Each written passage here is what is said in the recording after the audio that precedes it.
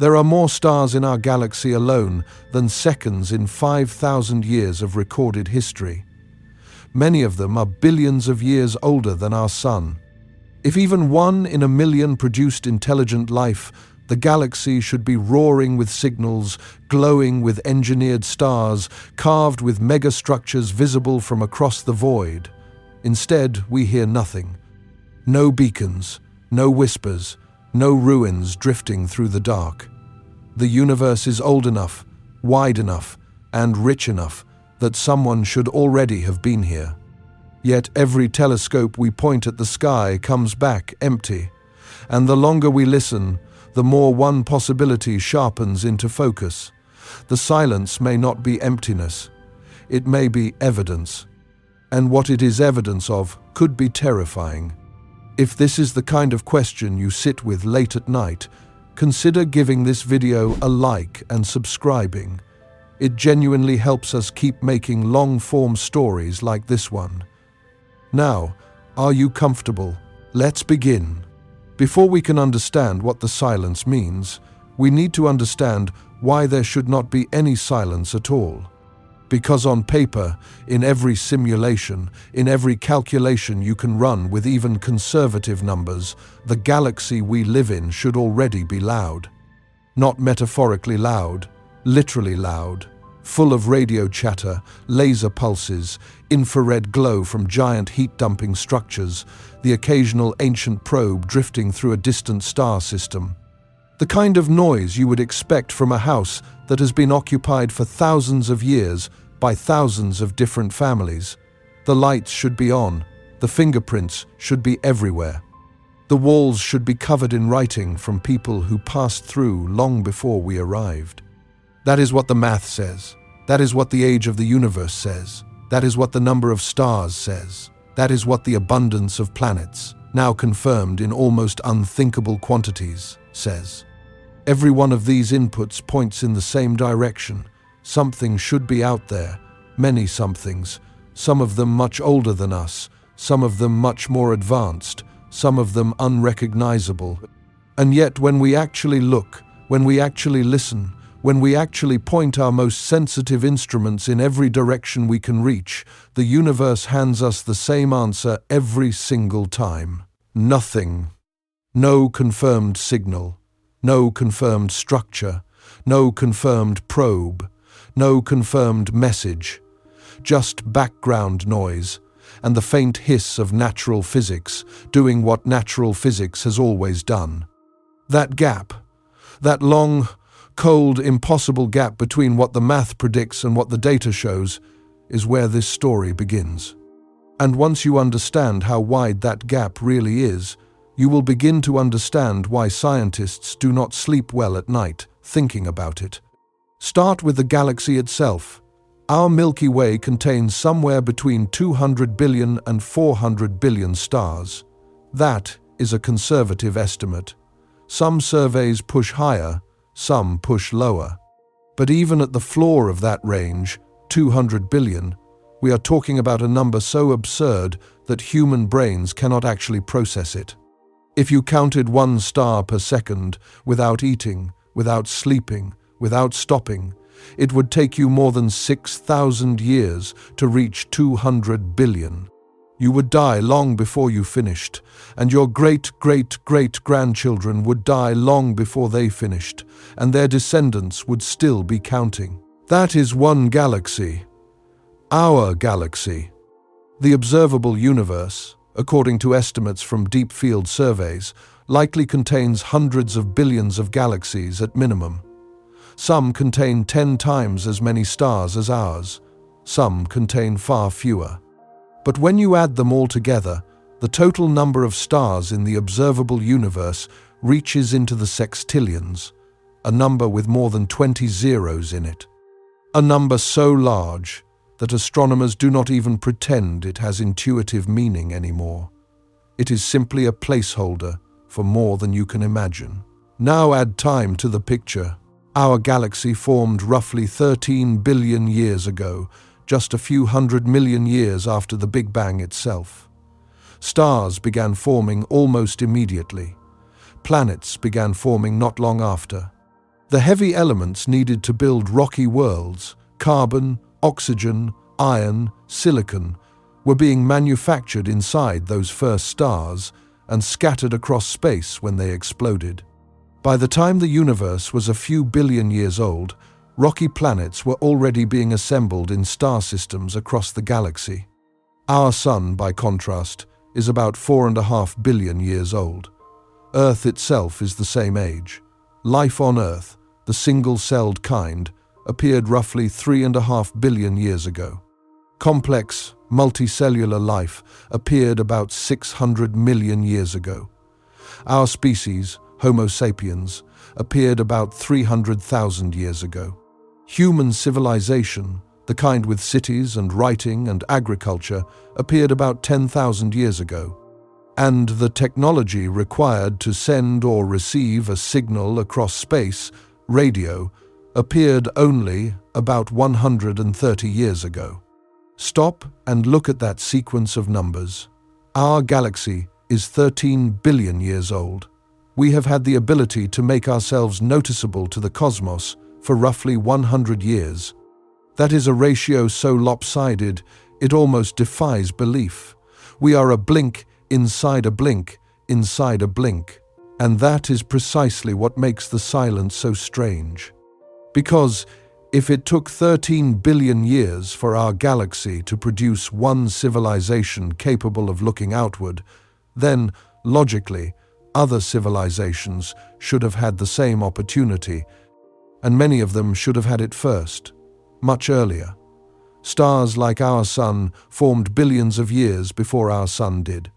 Planets like Earth formed billions of years before Earth did. Given enough chemistry and enough time, someone, somewhere, should have reached the radio stage long before us. Not just a little before us, enormously before us. Millions of years before us. Hundreds of millions of years before us. And what does a civilization look like after 1 million years of technological progress? We cannot say with certainty, but we can say this. Our own species went from the first working radio transmitter to landing a probe on a comet in less than a single century. Extrapolate that forward, even pessimistically, and 1 million-year civilization would possess capabilities that sit well beyond science fiction. They would not just have explored their home system. They would have begun exploring their corner of the galaxy. Some of their work would be visible. Some of their waste heat would be detectable. Some of their probes would already have reached other star systems, including ours, a long time ago. For most of human history, we did not actually know whether other star systems had planets at all. That sounds absurd to modern ears. Of course they do, you might say. But until very recently, we had no confirmed examples outside our own neighborhood. The first planet found orbiting a normal Sun-like star was confirmed in 1995. That is not ancient history. That is well within the lifetimes of most people watching this. What happened next, though, changed everything. The Kepler Space Telescope launched in 2009. Its mission was simple: stare continuously at a single patch of sky, watching for the faint, regular dips in brightness caused by planets passing in front of their stars. Over nearly a decade of operation, including an extended mission that observed additional fields along the ecliptic, Kepler confirmed thousands of exoplanets and identified thousands more candidates. The Transiting Exoplanet Survey satellite, launched in 2018, extended the search across nearly the entire sky. Today, the confirmed exoplanet count stands at roughly 6,000, with thousands more candidates awaiting verification. But the raw number is not the story. The story is what those numbers imply. Based on the statistics Kepler and its successors have produced, astronomers now believe that essentially every star in the Milky Way has at least one planet. The average is likely closer to several. That means our galaxy does not contain billions of planets. It contains trillions. Rocky planets, gas giants, ice worlds, water worlds, planets bigger than Jupiter, planets smaller than Mercury, planets orbiting close to their stars, planets drifting in the freezing outer regions. Every variation you can imagine, and probably many you cannot. A significant fraction of those planets orbit within what astronomers call the habitable zone, the distance from a star where liquid water could, in principle, exist on a solid surface. Current estimates suggest that the Milky Way contains somewhere between a few 100 million and several billion potentially habitable planets. Even if you are aggressive about filtering that number down, removing worlds that are tidally locked, removing worlds orbiting unstable stars, removing worlds that lost their atmospheres to stellar winds, you are still left with a staggering number of candidates. The raw ingredients are not in short supply. The problem is not finding a place where life could start. The problem is explaining why, with so many possible places, we see no evidence that life has started anywhere else, let alone become technological. That is the gap again. The widening, unsettling gap between what the numbers predict and what the sky delivers. The man who first asked the question out loud, the man whose name is now permanently attached to this entire problem, was not an astronomer. He was a nuclear physicist. The year was 1950. The place was the Los Alamos Laboratory in New Mexico, the same facility where the first atomic weapon had been designed. Enrico Fermi, a Nobel laureate and one of the sharpest minds of the 20th century, was walking to lunch with three colleagues: Edward Teller, Herbert York, Emil Konopinski. These were not ordinary people. These were the people who had built the bomb. And on this particular day, the conversation drifted, as conversations among brilliant people often do, from the serious to the speculative, and then back again. They were talking about flying saucers, about a recent New Yorker cartoon, about whether extraterrestrial visitors could explain the disappearance of New York City trash cans. They laughed. The subject moved on. They sat down to eat. And then, somewhere in the middle of the meal, according to the accounts of the other three men, Fermi broke the rhythm of the conversation with no warning at all. Where is everybody? The way the story is usually told, the other three men understood immediately what he meant. There was no context needed. Fermi had been running numbers in his head, the way he always did, and the numbers were not adding up. The galaxy was too old. The stars were too many. The timescales involved in interstellar travel, even at modest fractions of the speed of light, were short compared to the age of the galaxy. Given even a small fraction of habitable worlds, and even a small fraction of those producing life, and even a small fraction of that life becoming intelligent, the galaxy should already contain civilizations far older than ours, and given enough time, some of those civilizations should have explored every corner of it, including this one. But nobody was here. Nothing was here. No ruins, no probes, no transmissions, no visitors, no footprints of any kind. That was the entire paradox, compressed into 3 words over lunch. Fermi did not publish a paper about it. He did not even really pursue it. The question was raised, debated for a few minutes over the meal, and then set aside. But the other people at the table never forgot it. And when the question was later written up and discussed in the scientific literature, it became known as the Fermi paradox. The word paradox is important, and it is often misused. A paradox is not a mystery. A mystery is something whose answer we simply have not found yet. A paradox is something where 2 propositions we are both confident about cannot both be true. The math says the galaxy should be full of civilizations. The sky says it is not. Both things cannot be simultaneously correct. Something in our reasoning is wrong, or something in our observations is wrong, or something about the universe itself is wrong, and we do not yet know which. At this point, it is worth being precise about what the silence actually is, because when people hear the phrase cosmic silence, they sometimes imagine a single blank channel, the universe refusing to speak. The reality is both more specific and more unsettling. The silence has several layers, each measured by different kinds of instruments, and each delivering the same answer. The first layer is radio. For more than 60 years, human beings have been pointing radio telescopes at the sky and searching for narrow-band signals of the kind that technology produces, but nature does not. The modern version of that effort is the Breakthrough Listen program, the most ambitious and best-funded techno-signature search in history. Breakthrough Listen uses the largest steerable radio telescopes on Earth, including the Green Bank Telescope in West Virginia and the Parkes Observatory in Australia. It has surveyed a large selection of nearby stars, hundreds of exoplanet systems, the center of the Milky Way, and even other galaxies. Its null results have set the most stringent upper limits ever placed on the existence of persistent, high-power artificial transmitters. Not zero evidence in a vague sense. Zero evidence in a rigorous, publishable, quantified sense.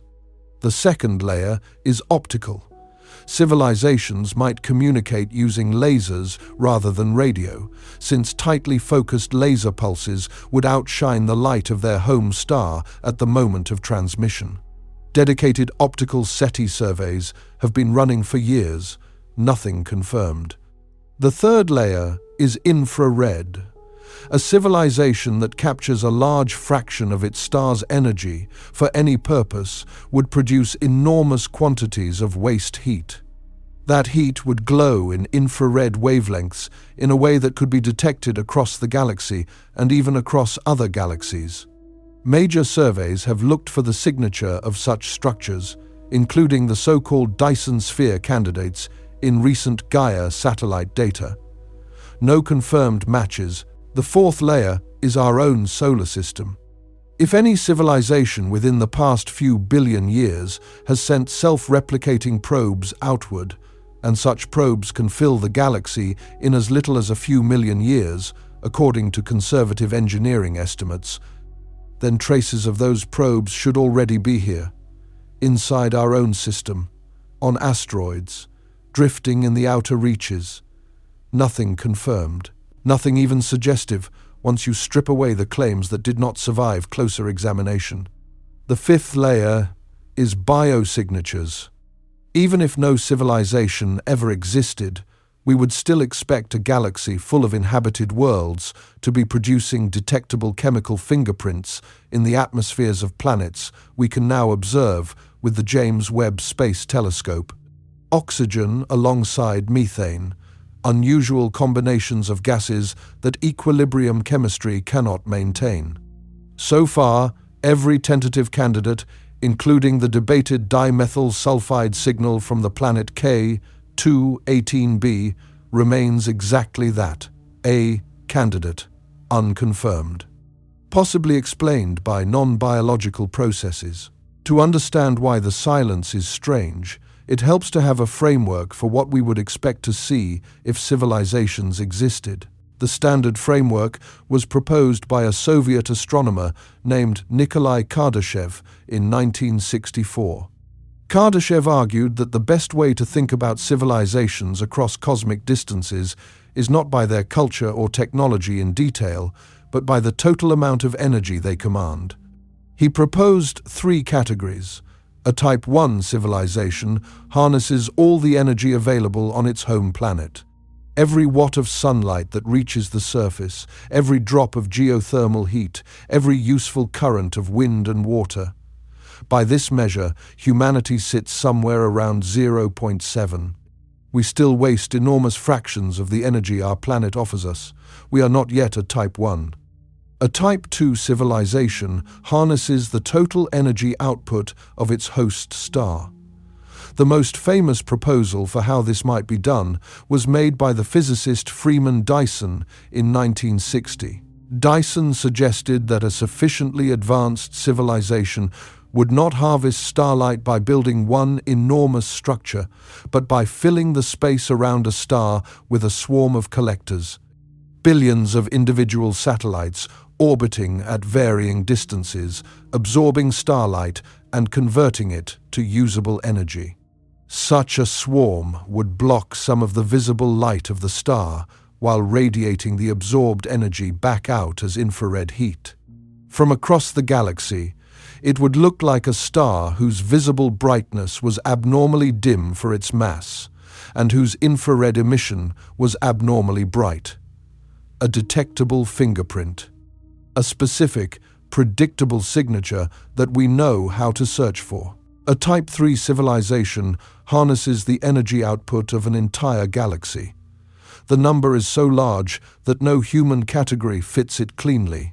Such a civilization would be detectable across hundreds of millions or billions of light years, because the galaxy it inhabited would be glowing in infrared across its entire disk.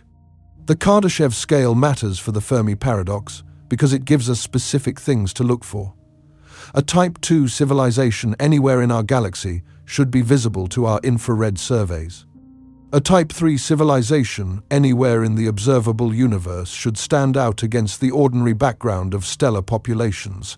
We do not need to catch them transmitting or traveling. We only need to detect the waste heat their engineering cannot help but produce. And despite decades of dedicated searching, no confirmed candidate at either level has survived scrutiny. The silence is not only the absence of messages. It is the absence of the infrastructure such civilizations would build, even if they were not trying to communicate at all. When you stack these layers together, the silence is not just one kind of silence, it is every kind of silence. Radio, optical, infrared, robotic, chemical. At every wavelength and every method we know how to check, the answer comes back the same. No, nothing, not yet.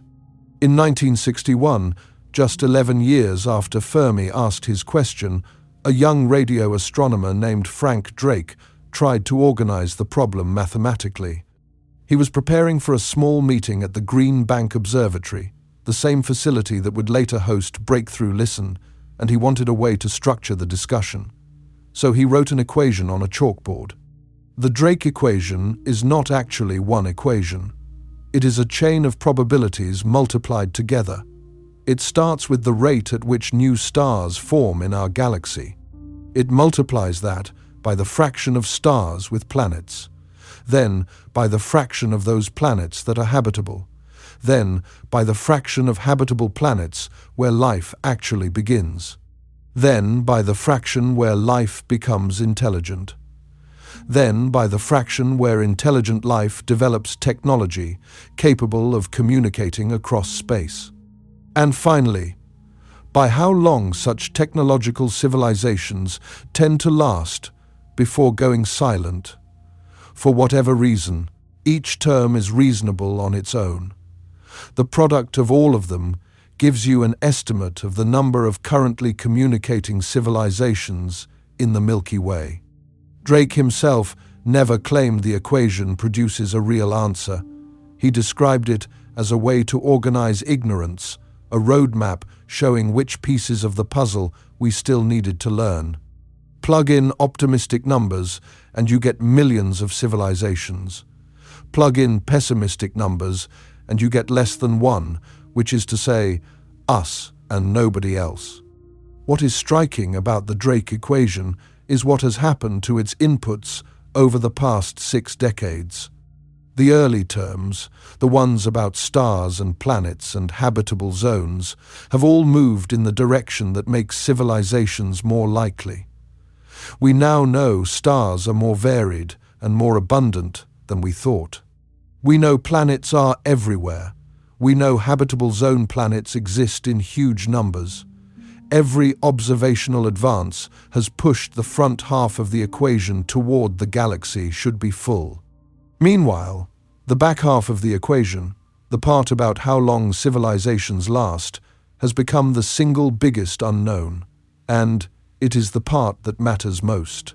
Because if civilizations tend to collapse within a few centuries of inventing radio, the galaxy could have produced millions of them over its history, and we would still hear nothing today.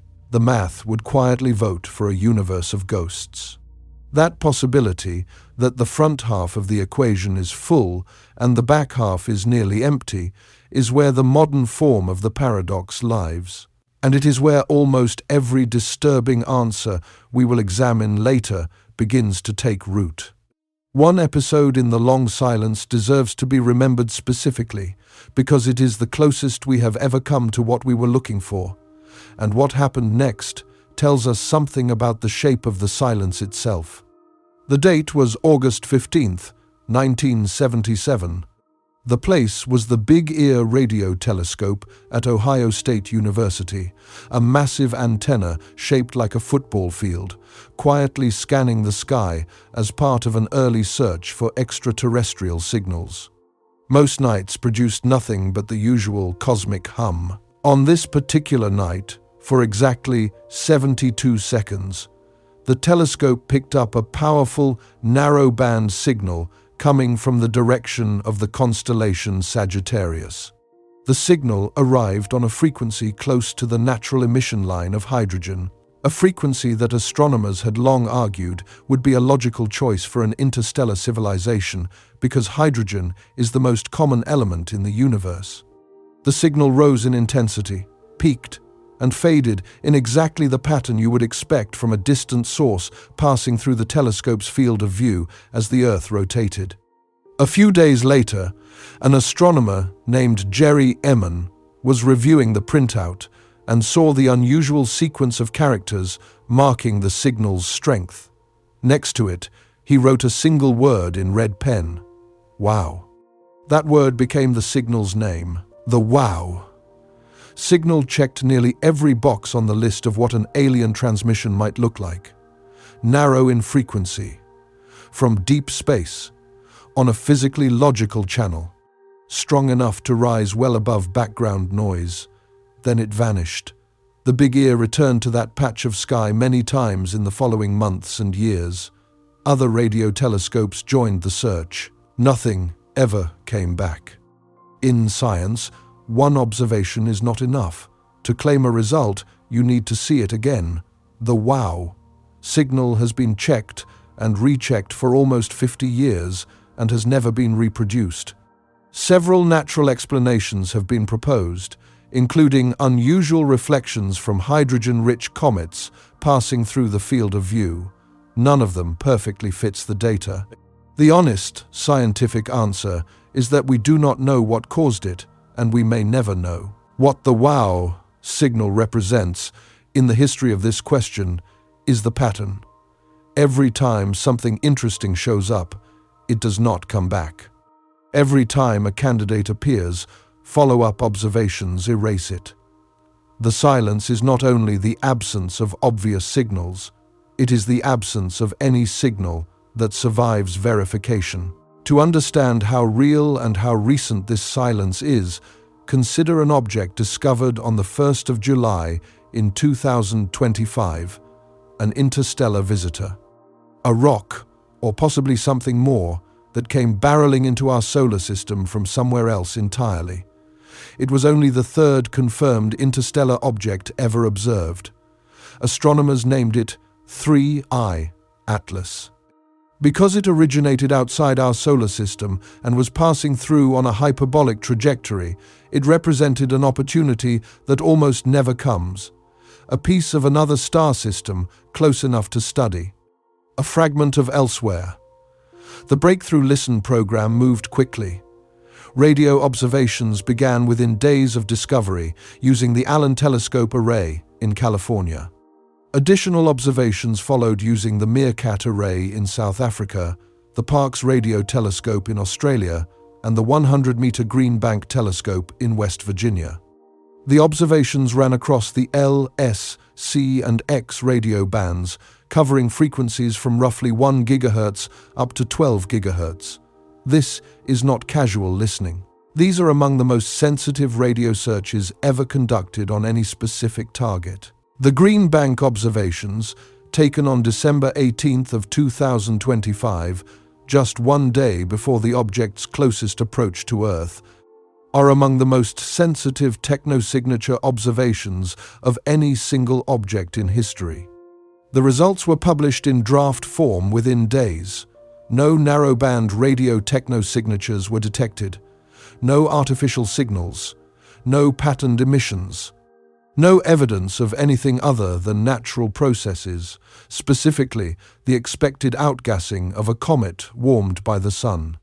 The upper limit on any artificial radio emission from 3I Atlas was placed at roughly the power output of a mobile phone handset at the distance of the object.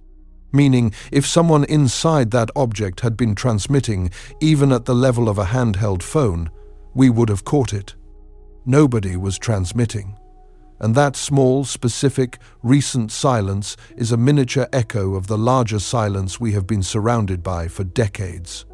Every time we point the best instruments we have ever built at the most interesting targets we have ever found, the answer comes back the same: nothing.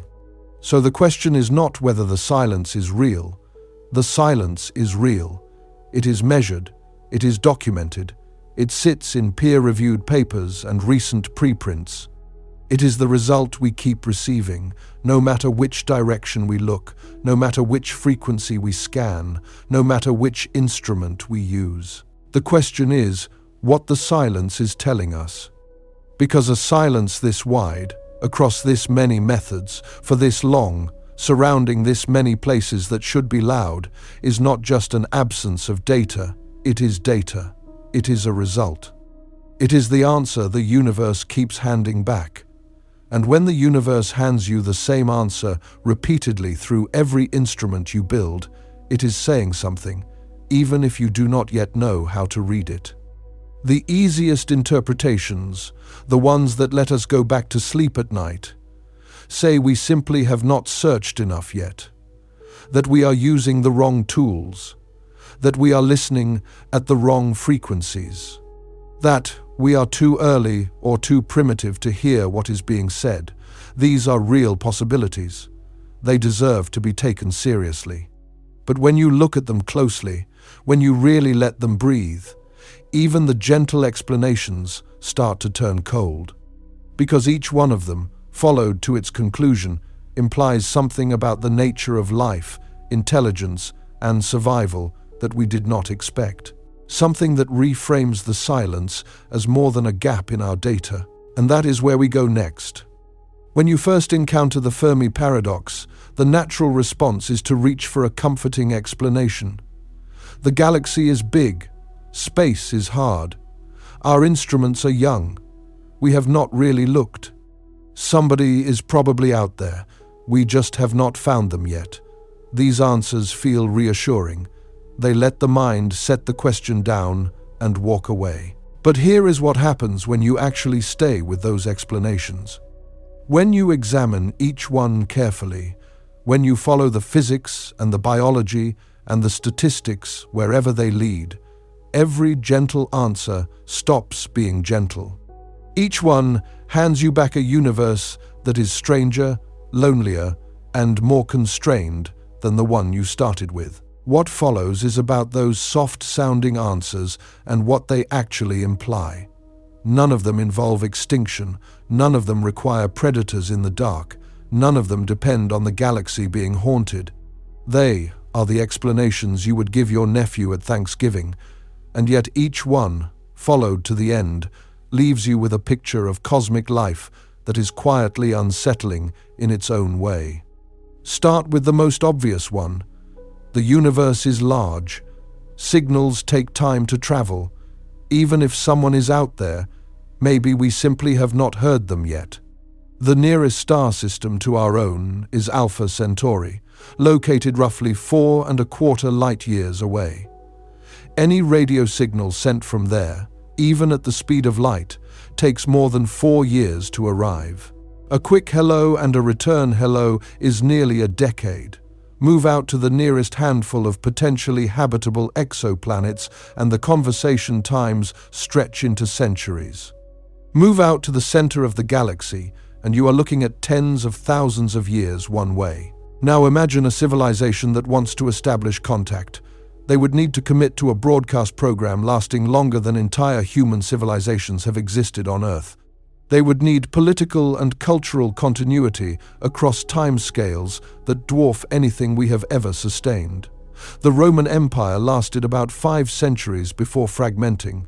Ancient Egypt, famous for its stability, held together for roughly 3,000 years across multiple dynasties. Those are the outliers in human history, and both of them are flickers compared to the travel time between average stars in an average galaxy. So, one answer to the silence is that conversations across interstellar distances are so slow that civilizations may simply lose interest, lose continuity, or lose cohesion before a single exchange can complete. You send a message, you wait, your civilization collapses, a new civilization arises on your planet. The reply arrives long after anyone remembers who sent the original. This is a comforting explanation in the sense that it does not require anyone to die. It only requires that civilizations are less enduring than the speed of light allows. But think about what that implies. It implies that the universe is arranged in a way that quietly prevents communication between intelligent species, not through hostility, not through filters, but simply through the raw geometry of space and time. The cosmos does not need to kill anyone. It just needs to put everyone far enough apart that the conversation can never finish. That is the first quiet implication. Distance itself is a wall, and the wall is taller than civilizations are long-lived.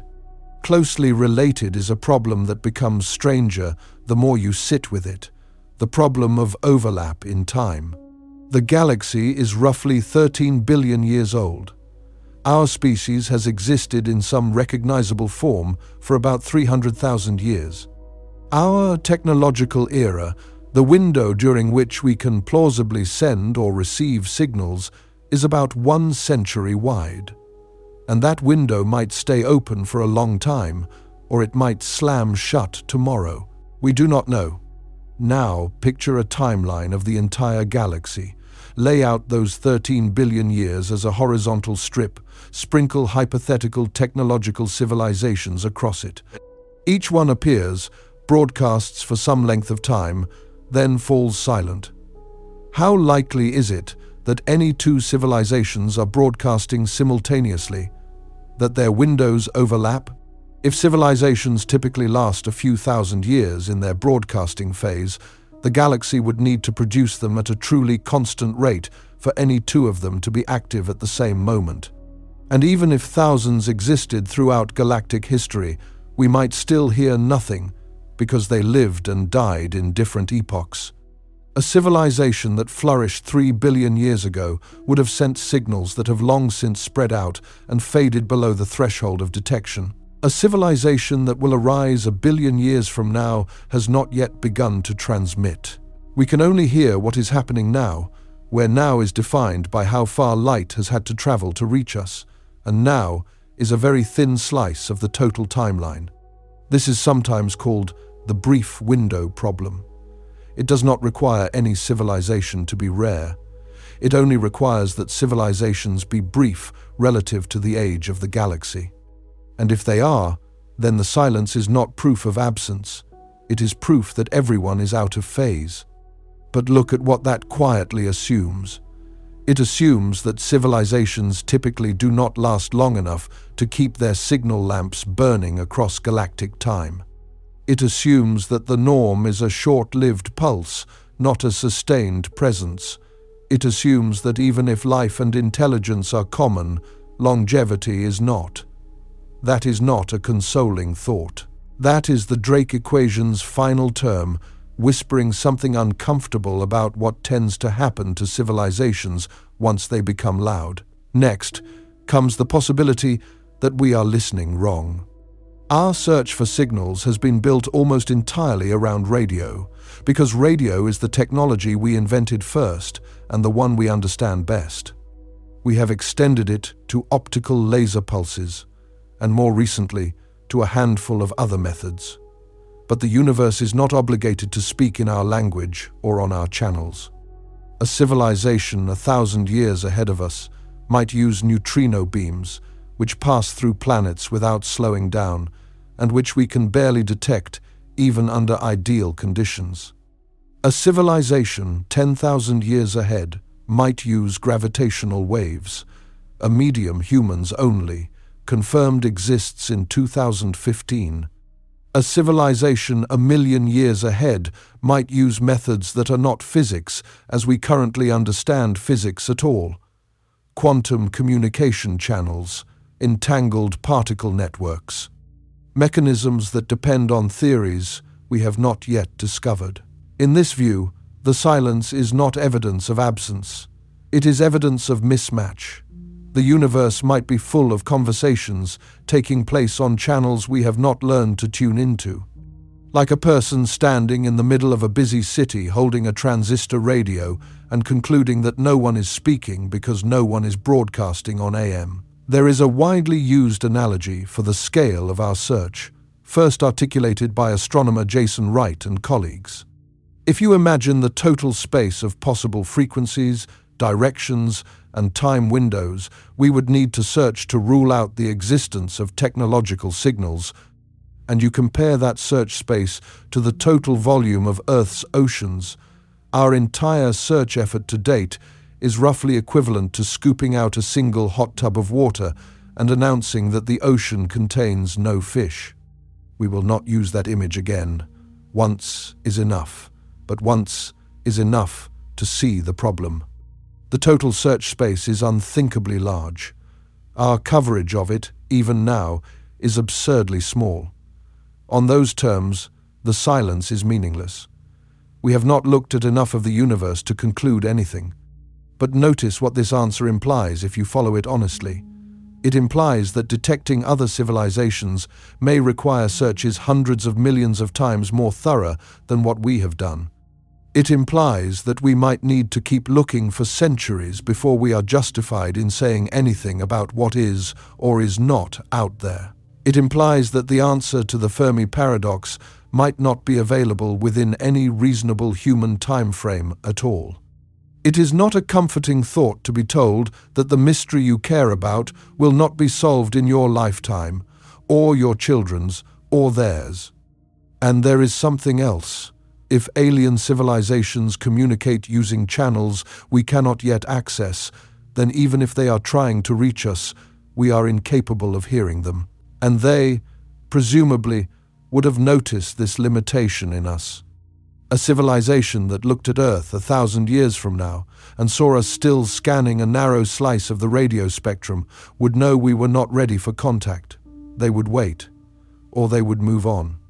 Either way, the silence persists, and our primitive listening equipment is part of the reason why. Which brings us to an entirely different category of gentle explanation. Perhaps the problem is not the search. Perhaps the problem is the places we are searching. In the year 2000, paleontologist Peter Ward and astronomer Donald Brownlee published a book that shifted the conversation around the Fermi paradox more than any single work since Drake. Their argument, now known as the rare Earth hypothesis, was deceptively simple. Microbial life, they said, might be common throughout the universe. But the kind of life that leads to intelligence, to technology, to civilizations capable of being detected, requires such a specific set of conditions that it may be extraordinarily rare. Possibly unique in any given galaxy, possibly much rarer than that. Their argument rests on a long list of prerequisites. Not just liquid water, not just a temperate climate, a whole cascade of conditions, each of them individually improbable, all of them needed at once. Start with the star. Our Sun is a G-type main sequence star. It is relatively stable, burns for roughly 10 billion years, and produces a steady, predictable flux of energy. Most stars in the galaxy are not like this. Most stars are red dwarfs, which are smaller, cooler, and prone to enormous flares that can strip atmospheres off nearby planets. A habitable zone around a red dwarf is close enough to the star that any world in it is likely to be tidally locked, meaning one side permanently faces the star and the other is frozen in eternal night. These conditions do not obviously preclude life, but they make the path to anything resembling Earth's biosphere far more difficult. Then there is the galactic neighborhood.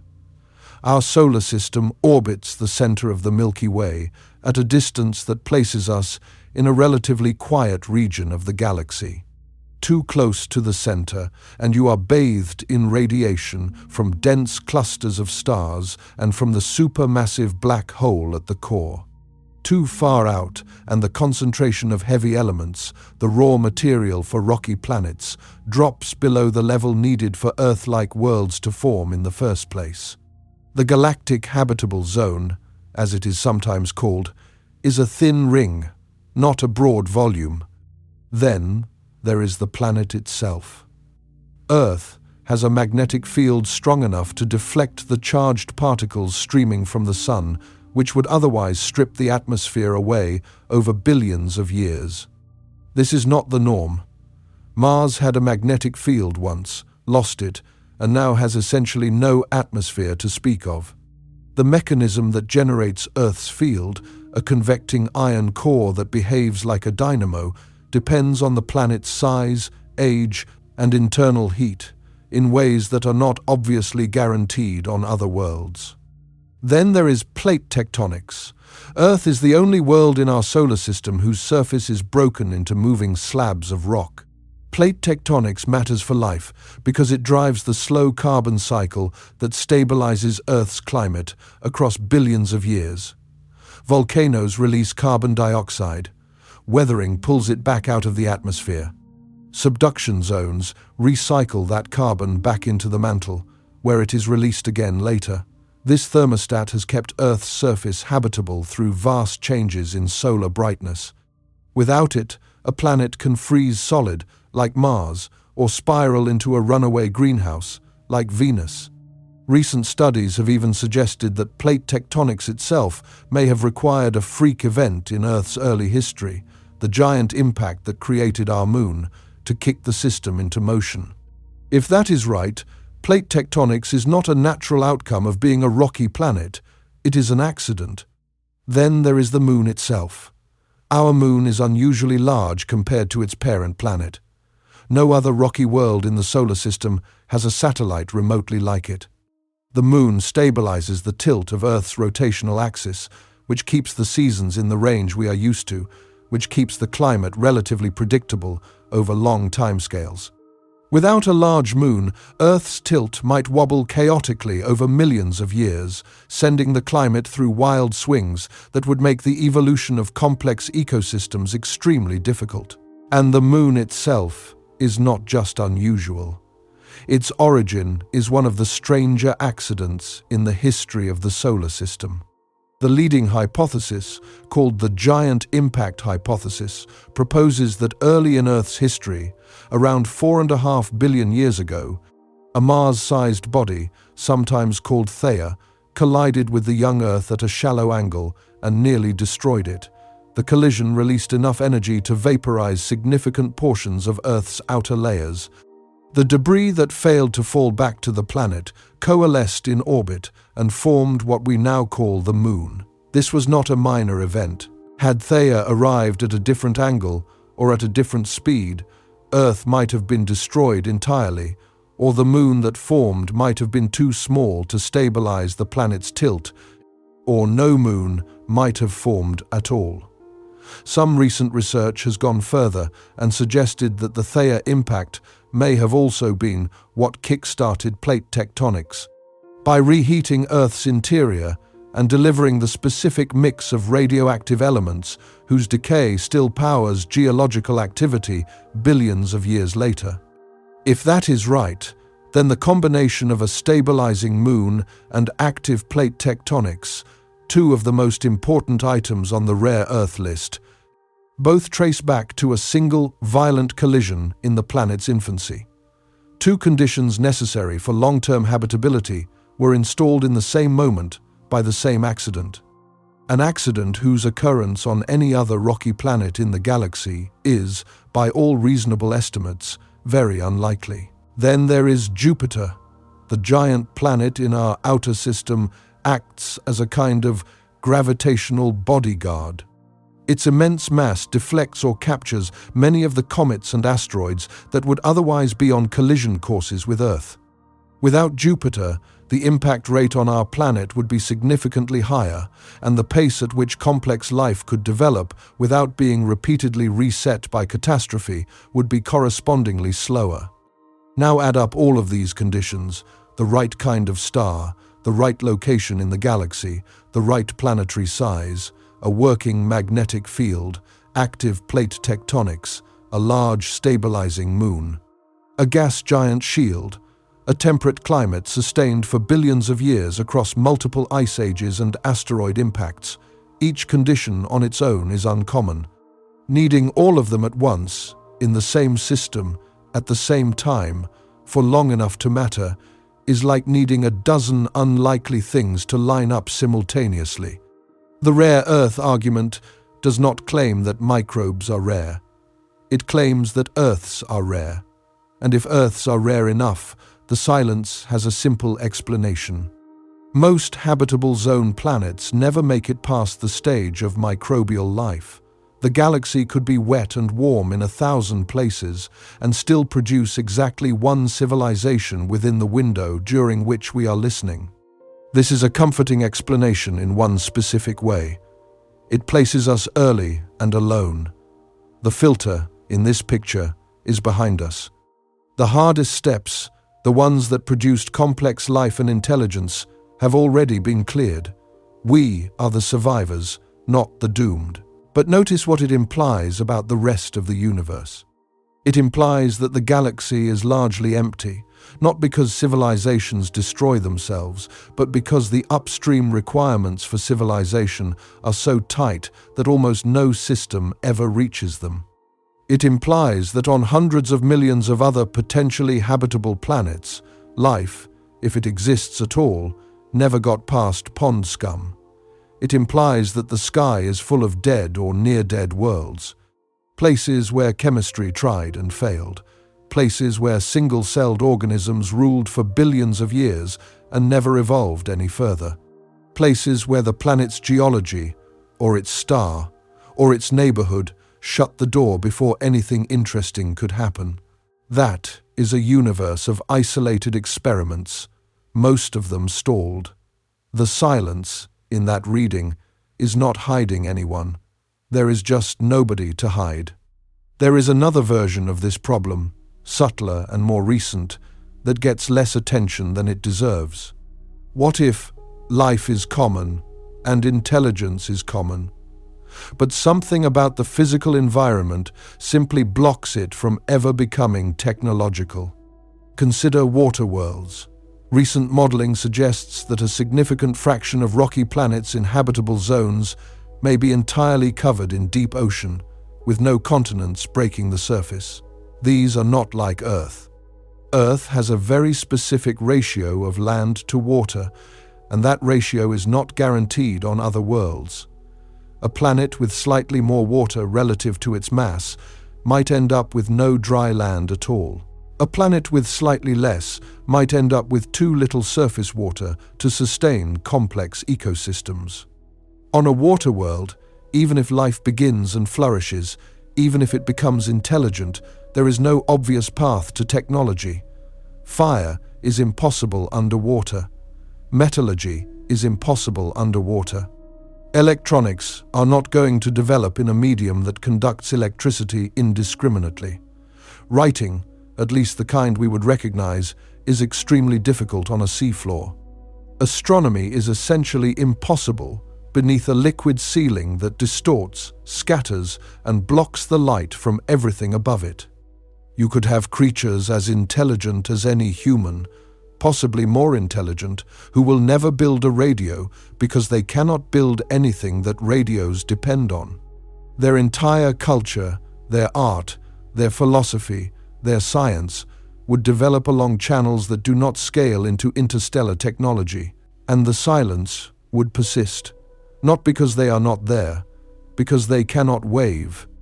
If water worlds outnumber Earth-like worlds, which current models suggest they may, then a significant fraction of the life in the galaxy might be permanently locked beneath the surface of its own biosphere, thinking, communicating in its own ways, wondering perhaps about the stars it can never quite see clearly, never able to reach out, never able to be reached. That is a particular kind of loneliness that does not get discussed enough. A galaxy that is not empty, but whose inhabitants cannot speak. A silence full of muffled voices, forever trapped behind water. There is another soft-sounding explanation that has gained serious attention in recent years, and it points in an unexpected direction. What if we are not rare, but early? The argument, developed in various forms by astronomers, including Avi Loeb at Harvard and others working on cosmic chemical evolution, runs like this. The universe is a chemistry experiment that has been running for 13 billion years, but the conditions required to build planets like Earth have not been present for that entire time. Earth-like planets require heavy elements: carbon, oxygen, iron, silicon, magnesium. Those elements did not exist in the early universe.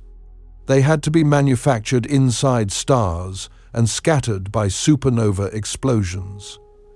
In the first few billion years after the Big Bang, the galaxy did not contain enough heavy elements to form many rocky planets at all. It took generations of stars, living and dying, before the chemical inventory of the Milky Way became rich enough to build worlds like ours in significant numbers. By this reasoning, the typical moment in cosmic history for a rocky planet in a habitable zone to exist around a sun-like star is not the distant past. It may be now, or even the distant future. The galaxy may be just beginning to enter its most productive epoch for Earth-like worlds, and civilizations like ours may be among the earliest arrivals, not late to the party, but almost too early for anyone else to have shown up yet. This is a comforting interpretation in one sense. It means the silence is not evidence that civilizations fail. It may simply be evidence that we are close to the front of the line. Other civilizations are coming, possibly in the tens or hundreds of millions of years ahead of us. We just happen to be among the first. It is a less comforting interpretation in another sense. It means our responsibility is greater than it might otherwise be. If we are early, then what we do with our existence in this century sets precedents for species that have not yet evolved. The choices we make, the institutions we build, the mistakes we avoid or fail to avoid, all of it happens first. There is no older, wiser civilization whose experience we can consult. We are the older, wiser civilization, from the perspective of everyone who has not yet arrived. Whether that is a comforting thought or a terrifying one depends on whether you feel ready for the role.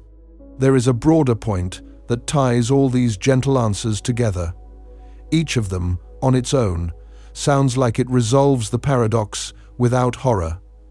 Distances are large, time windows rarely overlap, our search is narrow, Earth is rare. Water worlds cannot broadcast, each of these can be true. Several of them can be true simultaneously. And if any combination of them is true, the silence ceases to be a mystery. But look at what has happened while we walked through them. Each one has chipped away at the comforting idea that life simply exists in abundance, in touch, in ordinary conversation across the galaxy. Each one has placed additional conditions on the existence of detectable civilizations. Each one has pushed the expected density of fellow travelers lower and lower. By the time you are done, the galaxy you are standing in is not empty because everyone died. It is empty because almost nobody was ever going to be here in the first place, and those who did manage it are too far, too brief, or too trapped to reach each other. That is the first twist. The gentle explanations do not restore the crowded galaxy. They describe a galaxy that is still mostly silent, but silent for reasons that do not require any single catastrophe. Just the cumulative effect of many small constraints stacked on top of each other. And there is a second twist, which sets up everything that comes next. None of the gentle explanations actually rule out the harder ones. They simply provide alternative reasons for the silence.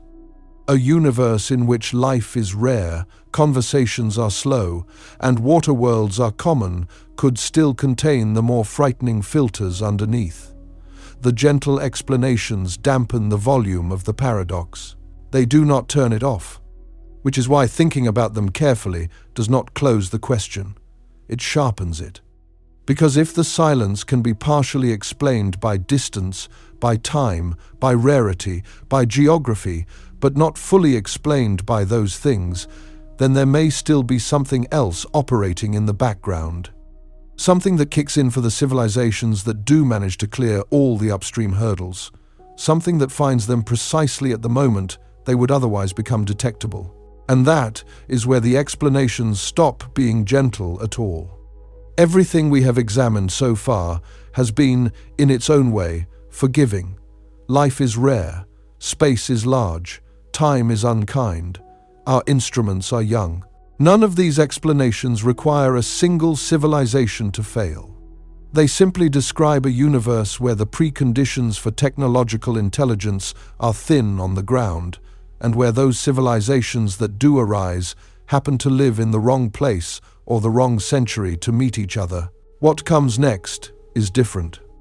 Because if you accept, for the sake of argument, that life can form on a reasonable fraction of habitable worlds, and that intelligence can emerge on a reasonable fraction of those, and that some of them will develop the technology to be detectable, then you run straight into a problem the gentle explanations cannot absorb. If even a small percentage of civilizations reach the radio stage, and if the galaxy has had more than 13 billion years to produce them, then some of them should have lasted long enough to become visible. Some should have expanded beyond their home worlds. Some should have left traces. They did not, or if they did, the traces are not where we can see them. And that absence is the beginning of a much darker class of explanation. The class of explanation that says the silence is not about who never got started. It is about what happens to civilizations that did. In 1996, an economist named Robin Hanson wrote an essay that has shaped every serious conversation about the Fermi paradox since. The essay was titled, "The Great Filter, Are We Almost Past It?" And the idea it introduced was both simple and terrible. Hanson noticed something specific. If you line up every step between dead chemistry and a galaxy-spanning civilization, you get a sequence.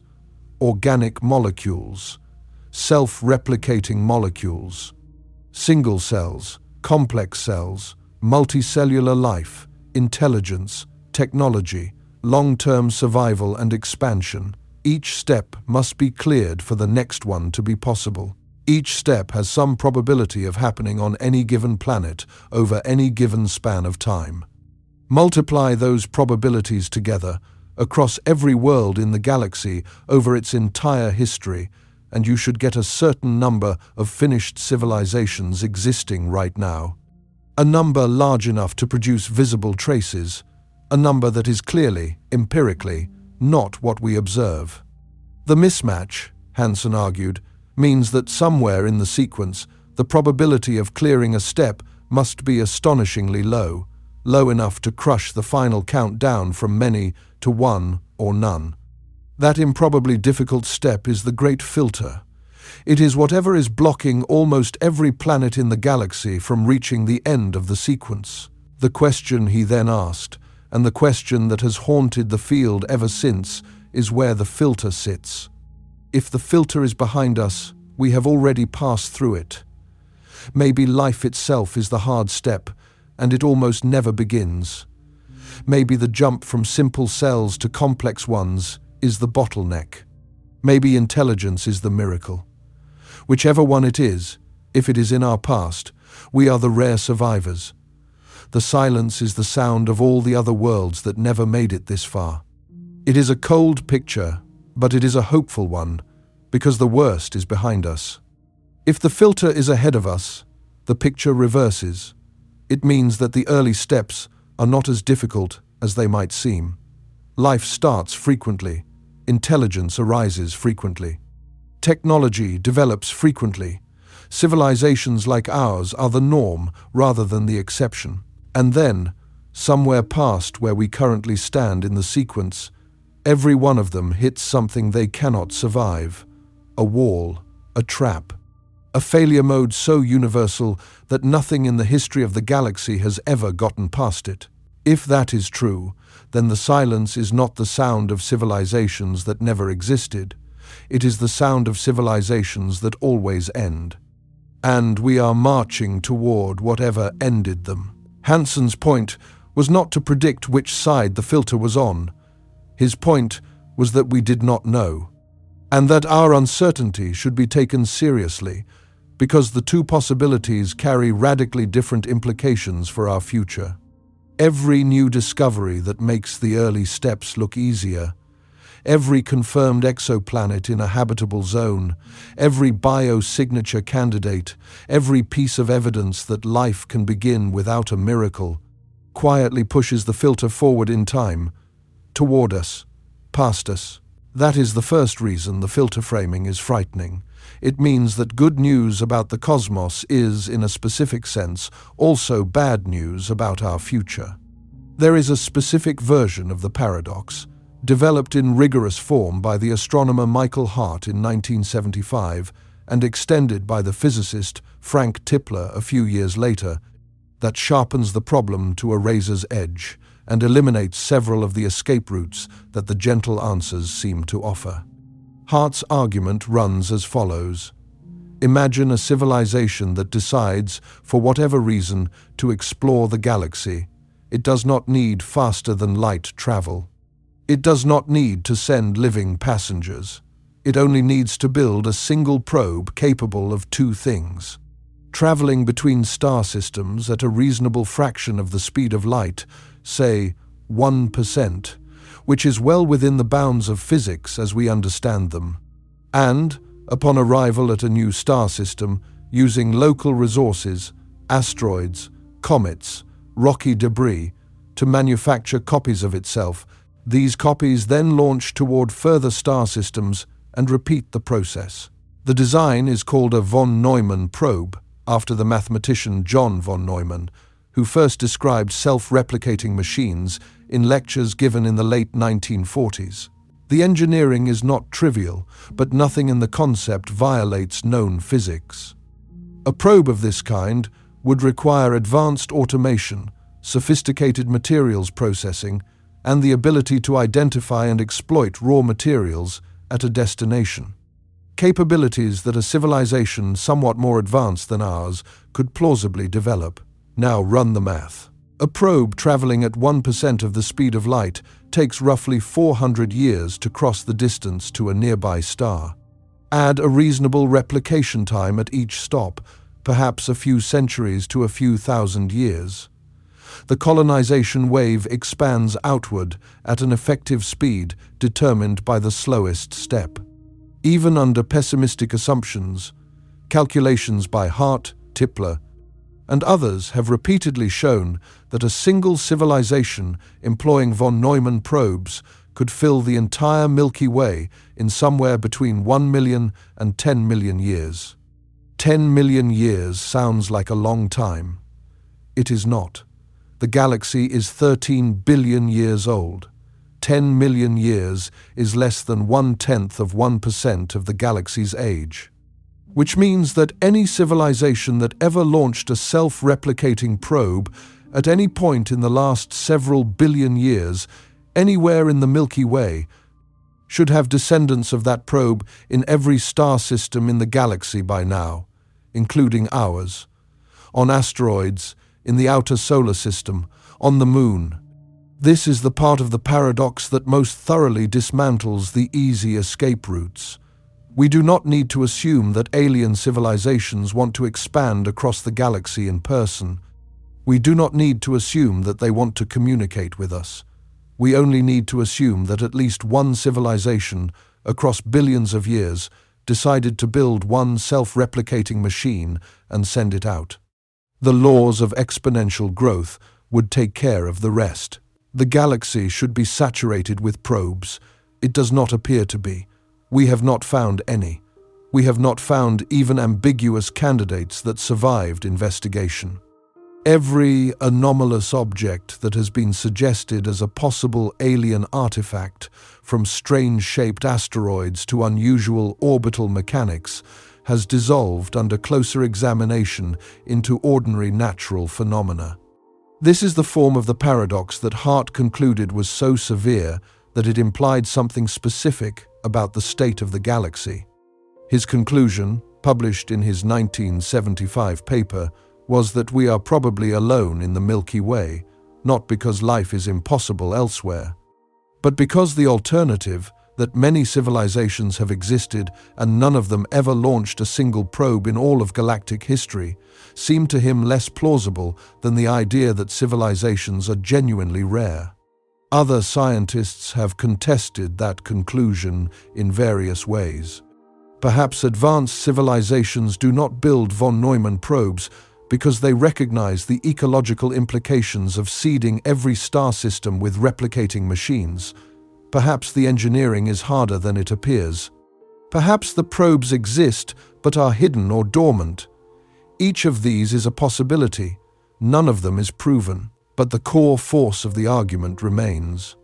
Once you accept that self-replicating probes are physically possible, the absence of them, anywhere we can look, becomes extremely difficult to explain without invoking something severe about the population of civilizations that produce them.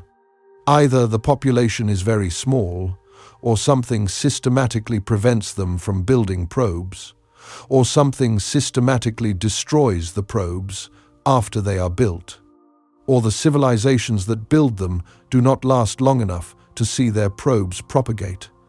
Every one of these explanations points back to the same kind of filter. Something narrows the outcome space. Something keeps the galaxy from filling with the traces that exponential replication should produce. A parallel argument applies to civilizations that expand their energy use rather than their physical presence. The Kardashev scale described earlier tells us what a mature civilization's energy signature should look like. A Type 2 civilization harvesting a significant fraction of its star's output should be detectable as a star, with anomalously low visible brightness and anomalously high infrared emission. A Type 3 civilization harvesting a whole galaxy should be detectable as an entire galaxy glowing in infrared beyond what stellar populations can explain. Astronomers have systematically searched for both. In 2015, a team led by Jason Wright at Penn State published the results of a survey called G-HAT, short for Glimpsing Heat from Alien Technologies, which used infrared data from the Wide Field Infrared Survey Explorer satellite to examine roughly 100,000 galaxies for signs of anomalously high mid-infrared emission, the kind that a galaxy-spanning civilization would be expected to produce as waste heat. The survey identified a small number of galaxies with unusually high infrared output, but in every case, follow-up analysis concluded that the emissions were consistent with natural astrophysical processes, particularly dusty starburst galaxies, and not with engineered energy harvesting. More recently, researchers using data from the European Space Agency's Gaia satellite, combined with infrared surveys, have identified a small number of candidate stars with unusual infrared excesses that could, in principle, be consistent with Dyson sphere activity. None of the candidates has produced a confirmed detection. The most promising explanations for each involve circumstellar dust or unresolved companion objects. The Dyson sphere hypothesis, when tested directly against the observations, has so far failed to yield a single verified result. These are not casual searches. They are systematic, repeated, and increasingly sensitive, and the answer they continue to deliver is the same as every other search we have conducted. No, not here, not there, not anywhere we have been able to look. The second reason is that once you start looking for candidates for a filter that sits in our near future, the list writes itself with alarming speed. The most obvious candidate is the one we have already lived with for almost a century: nuclear weapons. Humanity split the atom in the 1930s. Within roughly a decade, we had used fission weapons against cities. Within 2 decades, we had built weapons thousands of times more powerful, thermonuclear bombs capable of destroying entire metropolitan areas in a single detonation. Within 3 decades, we had built enough of them and distributed them across enough launchers and silos and submarines that a full exchange between major powers could have ended industrial civilization. The Cold War produced several moments when that exchange came closer than most people realize. In 1983, a Soviet early warning officer named Stanislav Petrov correctly identified a false alarm showing incoming American missiles and chose, against protocol, not to report it up the chain of command. If he had followed the rules, the path to retaliation would have been significantly shorter. Petrov is one of many examples. The history of the nuclear era is a history of narrow misses, not averted crises. Now imagine this pattern extended across the galaxy. Any civilization that reaches industrial technology will eventually discover the atom. The physics is universal. The energy in a fission reaction does not care what species performs it. The question is not whether civilizations develop nuclear weapons. The question is whether they survive the decades and centuries during which those weapons exist before wiser arrangements either take hold or fail to take hold. If even a modest percentage of civilizations fail that test, the galaxy becomes a graveyard of species that made it to technology and then destroyed themselves before they could leave any lasting signal. Nuclear war is the classic example, but it is far from the only candidate. Climate collapse is another. A civilization that industrializes will consume resources, alter its atmosphere, and place enormous strain on the biosphere that sustains it. Not every such civilization will figure out how to manage that strain before it compounds into cascading failures. Some will push past the thresholds at which recovery becomes impossible. Some will destabilize their own climate so thoroughly that agriculture fails and societies splinter. Engineered biology is another candidate. A species that learns to edit its own genome and the genomes of its pathogens acquires a capability that was previously limited to evolution, operating over millions of years. The ability to design organisms is the ability to design weapons. Every civilization that reaches biotechnology carries the risk of producing, accidentally or intentionally, an agent that its biosphere has no defense against. None of these by themselves is guaranteed to kill a civilization, but each of them is a candidate, and Hansen's framework does not require any single candidate to be the filter. It only requires that something, collectively or individually, kills almost every civilization that arrives at our stage. The more recent candidates are more uncomfortable because they are less familiar and because we are already in the middle of one of them. In 2024, an astrophysicist named Michael Garrett, who holds the Sir Bernard Lovell Chair of Astrophysics at the University of Manchester and serves as director of the Jodrell Bank Centre for Astrophysics, published a paper in the journal Acta Astronautica with a stark title. Is artificial intelligence the great filter that makes advanced technical civilizations rare in the universe? The question in the title is the argument. Garrett's case runs something like this. Any civilization that reaches radio technology is already on a path toward increasingly capable information processing. Over time, that path leads to software systems that can plan, reason, and act with greater speed and subtlety than their biological creators. Eventually, it leads to systems that surpass the cognitive capabilities of the species that built them. This transition need not look like the dramatic robotic uprisings of science fiction. It only requires that the pace of decision-making by machines outstrip the ability of biological societies to regulate, coordinate, or recall those decisions. Even before true superintelligence arrives, Garrett argues, artificial intelligence is likely to be weaponized by competing groups within biological civilizations. The speed at which such systems operate can escalate conflicts in ways that exceed the intentions of any party involved.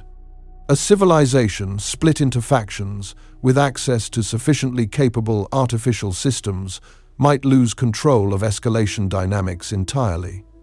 Nuclear weapons exist, but they take minutes to fly. Information age escalation can happen in milliseconds, in loops that no human hand is fast enough to unplug. Garrett's paper is specific about the mechanism, and it is worth walking through because the dynamics he describes are already visible in the early stages on Earth. The first stage is not superintelligence. It is weaponization. Long before any artificial system achieves the kind of general capability that would qualify as superhuman, such systems become embedded in the competitive infrastructure of biological civilizations. They are used for intelligence gathering. They are used for targeting.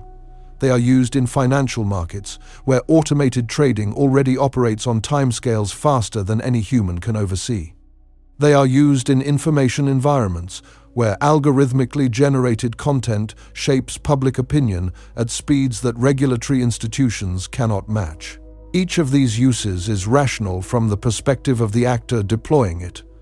Any party that refuses to use such systems is at a competitive disadvantage against any party that does.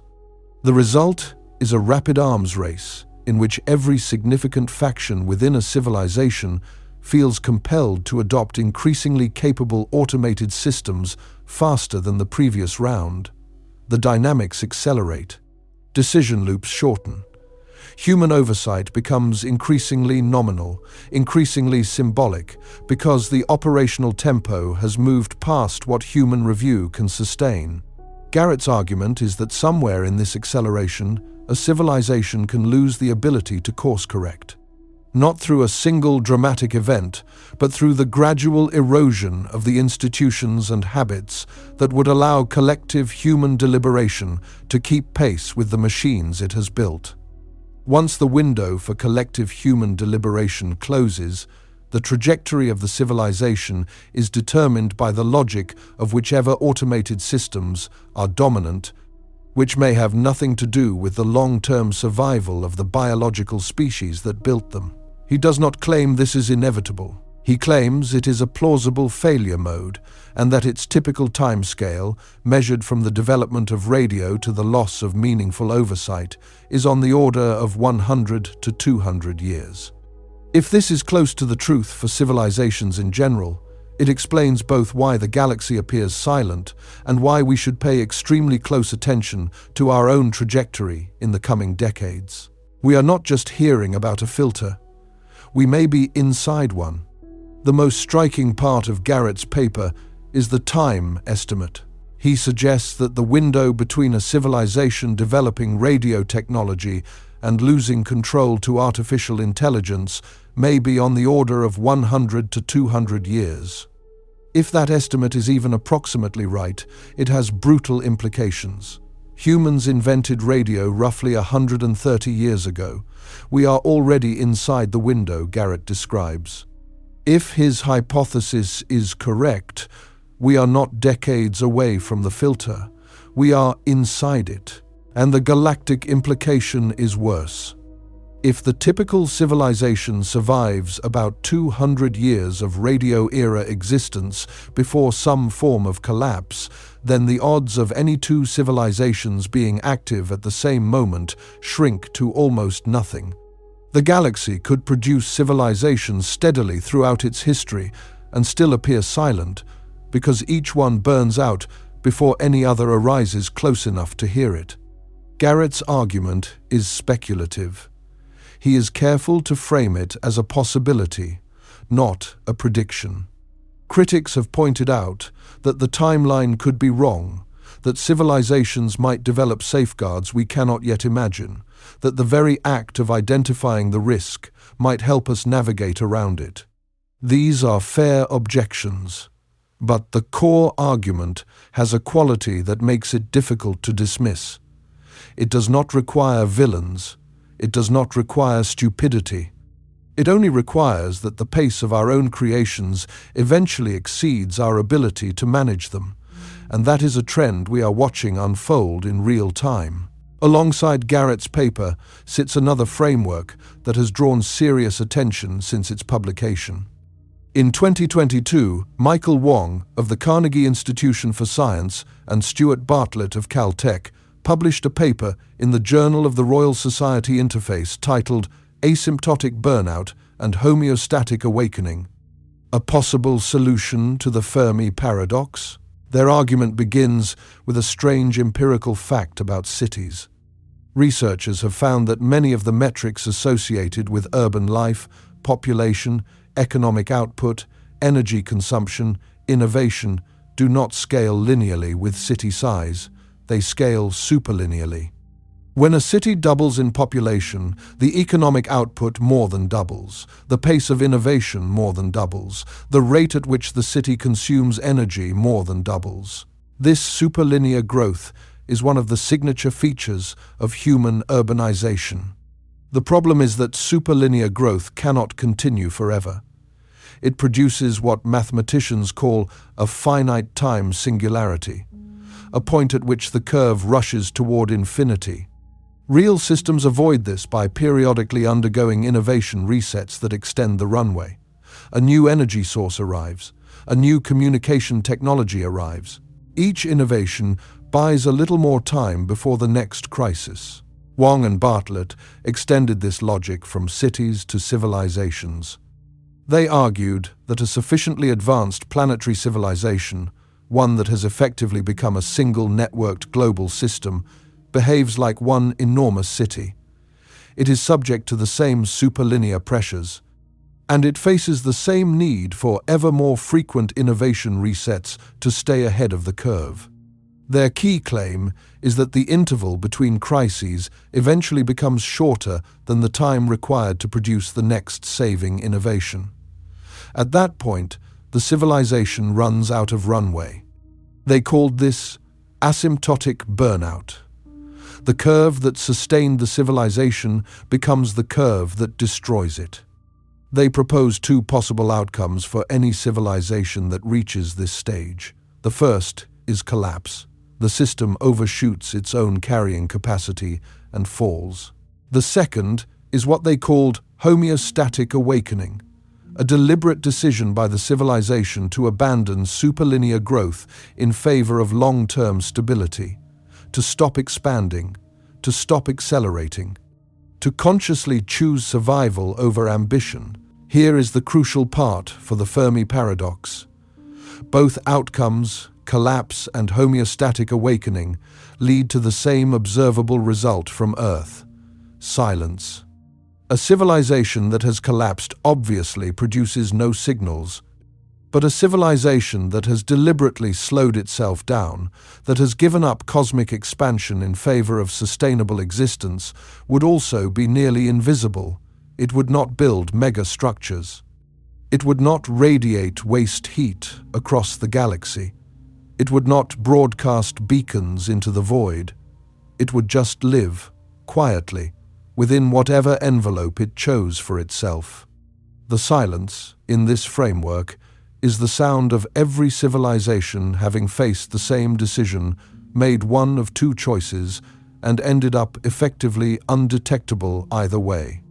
A companion paper published in 2024 by Chris Jackson and Carmen Criado Perez questioned parts of the Wong and Bartlett model, arguing that the city-level data they relied on may not scale up to civilizations in the way their framework assumes, and that diversity of governance and foresight might allow superlinear growth to be regulated without forcing burnout. That critique matters. The Wong and Bartlett model is not proven. It is a proposal, with active scientific debate around it. But the underlying concern that the growth patterns that make civilizations successful may also be the patterns that ensure their eventual limits remains alive in the literature. And notice what unifies Garrett's argument and Wong and Bartlett's argument. Neither requires a predator. Neither requires a disaster in the conventional sense. Both describe failure modes that are structural, embedded in the very dynamics that make a civilization advance in the first place. The very qualities that make technological civilizations possible are, in both models, the qualities that make them brief. The filter is not a wall placed in front of civilizations. It is woven into the architecture of what civilizations are. There is another set of explanations that does not involve collapse at all. It involves civilizations turning inward so completely that they stop engaging with the outside universe. The transcension hypothesis, formally proposed by futurist John Smart in 2012, describes one version of this. Smart argued that the most advanced civilizations would not expand outward to colonize galaxies. They would compress inward, building increasingly dense and efficient computational systems, eventually collapsing their entire existence into structures so small, dense, and efficient that they are essentially invisible to outside observation.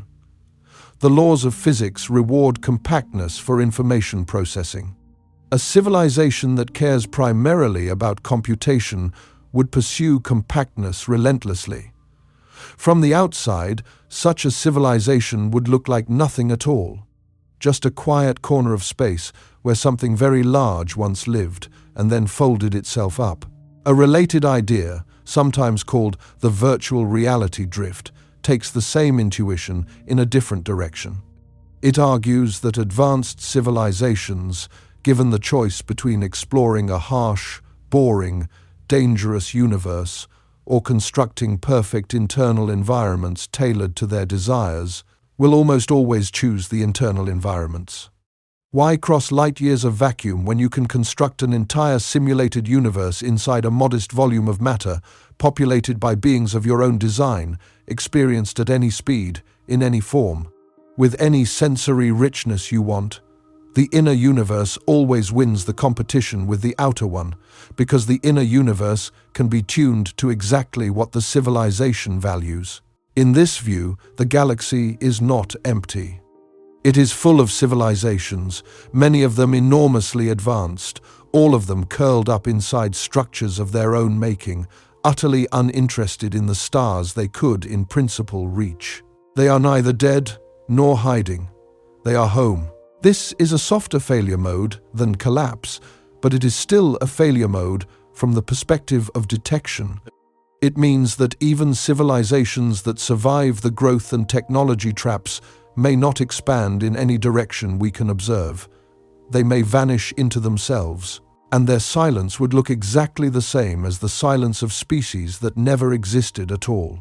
There is one more family of explanations in this darker catalogue, one that cannot be left out even though it sits more on the speculative edge of the field.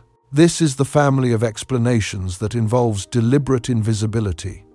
The dark forest hypothesis, developed in fiction by the Chinese author Cixin Liu, but drawing on older game-theoretic reasoning, argues that any civilization surrounded by unknown others has a strong incentive to remain hidden. The reasoning goes roughly as follows. You cannot verify the intentions of other civilizations at interstellar distances. Technology advances quickly. A peaceful neighbor today could be a dangerous one tomorrow. Given the asymmetric catastrophe of being wrong about a threatening neighbor, the mathematically conservative move is silence. And if every civilization makes that calculation, the galaxy fills up with hunters in the dark, each one as afraid of being discovered as of discovering. Whether this logic actually generalizes to real civilizations with real cultures is heavily debated. Astronomer Moya McTeer and others have argued that the uniformity of motive required for the dark forest to work The assumption that every intelligent species would reach the same game-theoretic conclusion and act on it with perfect discipline is probably too strong. All it takes is one civilization, one faction, one curious individual to break the pattern, and the silence collapses. But there is a quieter version of the argument that does not require coordinated hiding. It only requires that civilizations that broadcast tend, for one reason or another, not to survive long. In which case, the surviving ones are overrepresented by those that stayed quiet, not through strategy, but through selection.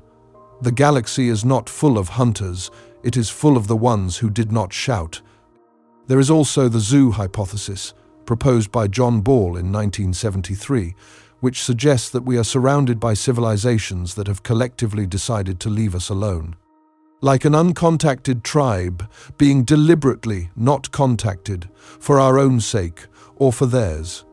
Critics have long pointed out that this requires an implausible level of uniformity in behavior across many independent civilizations. That objection is strong. But a softer version, in which we are not being deliberately preserved, but simply not considered interesting enough to engage, is harder to rule out. There is one more version of the hostile silence argument that deserves to be named separately, because it is more extreme than the dark forest and follows from its own line of reasoning. It is sometimes called the berserker hypothesis, after the science fiction stories of Fred Saberhagen, who introduced the concept in 1963.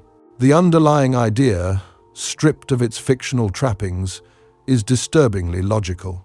Imagine a civilization somewhere in galactic history, for whatever reason, fear, paranoia, ideology, strategic calculation, that decided to ensure its survival by preventing the emergence of any rival civilization. The most efficient way to do this, given the von Neumann probe logic we already walked through, is not to invade rival worlds in person. It is to build a single self-replicating machine whose purpose is to travel the galaxy, identify any planet or signal that indicates the emergence of technological intelligence, and eliminate it. The machine replicates, the copies spread. The enforcement network expands faster than any new civilization can develop the means to defend itself. The civilization that built such a machine does not need to survive for the machine to keep functioning. The logic persists as long as the replication does. A single ancient decision, made once, anywhere in the galaxy, at any point in the past few billion years, would produce a galaxy in which every technological civilization is detected and silenced shortly after it becomes detectable. This would explain the silence perfectly. Every civilization that ever emerged was eliminated soon after. No signals, no probes, no megastructures, no long-lived presence. And from the perspective of a new civilization like ours, the galaxy would appear empty and quiet, right up until the moment it was not. There is no confirmed evidence that berserker probes exist. The Hart-Tipler argument works against their existence in exactly the same way it works against the existence of benign probes. If they were common, some of them should be detectable in our own solar system by now, and none have been. But the hypothesis has a particular force that is worth acknowledging. It does not require every civilization to reach the same conclusion. It only requires one. Across the entire history of the galaxy, across every civilization that might have ever existed, a single ancient decision by a single sufficiently paranoid species would be enough to explain the silence we observe today. Most researchers consider this hypothesis unlikely for a variety of reasons, including the specific engineering demands of a machine capable of distinguishing technological civilizations from natural processes at a distance. It is included here not because it is the best explanation, but because it is a concrete example of the kind of logic that becomes available once you accept that self-replicating machines are possible. The fact that we have to even consider a hypothesis this severe is itself a measure of how tightly the paradox pinches. What ties all of this together, what makes it different from the gentle answers we started with, is a specific quality that is easy to miss. The most disturbing explanations for the silence are not disturbing because they are dramatic. They are disturbing because they are plausible. A galaxy that kills civilizations through nuclear war is frightening.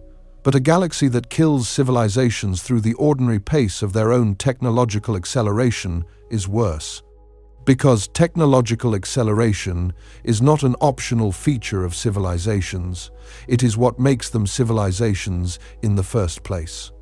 The very thing that turns a species into something we could possibly detect is, by these arguments, the thing that tends to end it before it can be detected for long.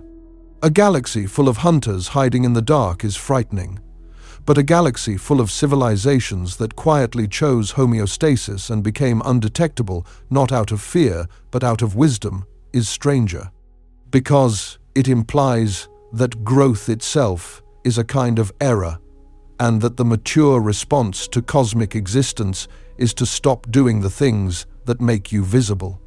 A galaxy empty because life never got started is frightening.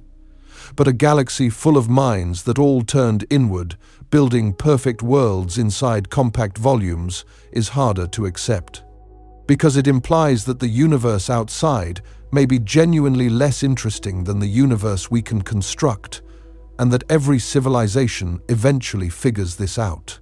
None of these explanations have been proven. None of them are settled science. All of them are serious proposals in the peer-reviewed or preprint literature, with active critics and defenders. The point is not to pick one. The point is to notice that every one of them, followed to its conclusion, implies something uncomfortable, not about aliens, but about the trajectory of any sufficiently advanced civilization, including our own. Every filter is a question, and the question is the same in each case. Which category does our civilization belong to? The survivors who cleared all the gates, the casualties who will not clear the next one, the transcendent who will one day quietly turn inward and disappear. We have been looking at the silence as a puzzle about them, about everyone out there who we cannot find. But the deeper we go into these explanations, the more the direction of the question reverses. The filters do not just describe the fate of other civilizations. They describe possibilities for ours. Every explanation for the silence is also a possible explanation for what will happen to us. And that changes everything about what the silence actually is. Because if the filter is real, and if it lies anywhere near our current stage, then the silence is not just a distant cosmic fact, it is a mirror. The same mirror that every civilization before us faced, the same one that every civilization after us will face, and what we see in it is not them. It is a preview of our own future. For the length of this story so far, we have been asking the same question from slightly different angles. Where is everyone? Why is the universe so quiet? What is stopping civilizations from reaching out across the stars? Now we need to turn the question around, because the longer you sit with the silence, the harder it becomes to keep treating it as a question about them. About distant species we will never meet. About extinctions that happened long ago in galaxies whose names we will never know. The silence is not simply a record of everyone who is not there. It is also a statement about where we are. About the particular moment we occupy in the history of the universe. About the window we are living inside right now, looking out at a sky full of stars that should be singing and that are not. And if the silence really does have a cause, as the evidence keeps suggesting, then that cause is not only about the fate of civilizations that already ended, it is about the fate of any civilization that reaches our stage, which includes us. This is the part of the story where the telescope gets turned around. We have spent this entire time pointing it outward. Now we need to point it at the ground beneath our feet and ask what it sees. Start with an honest admission. We do not know which side of the great filter we are on. Nobody knows. The scientific community does not know. The philosophers do not know. The data, at this moment in our history, is consistent with both possibilities. The optimistic reading is that the filter is behind us, that somewhere in the long climb from dead chemistry to technological intelligence, our planet crossed a step so improbable that almost no other world in the galaxy has managed to repeat it. Maybe it was the origin of life itself. Maybe it was the jump from simple cells to complex ones, a transition that on Earth appears to have happened only once in 4 billion years. Maybe it was the particular sequence of accidents that gave us a moon, a magnetic field, active geology, and a climate that remained livable through ice ages and asteroid impacts long enough for something like us to appear. If any of these is the filter, we have already cleared it. The silence is the sound of every world that tried and failed before reaching our stage. Our existence is not ordinary, it is astonishing. A kind of cosmic lottery win whose odds we cannot calculate because we have only one data point to work from.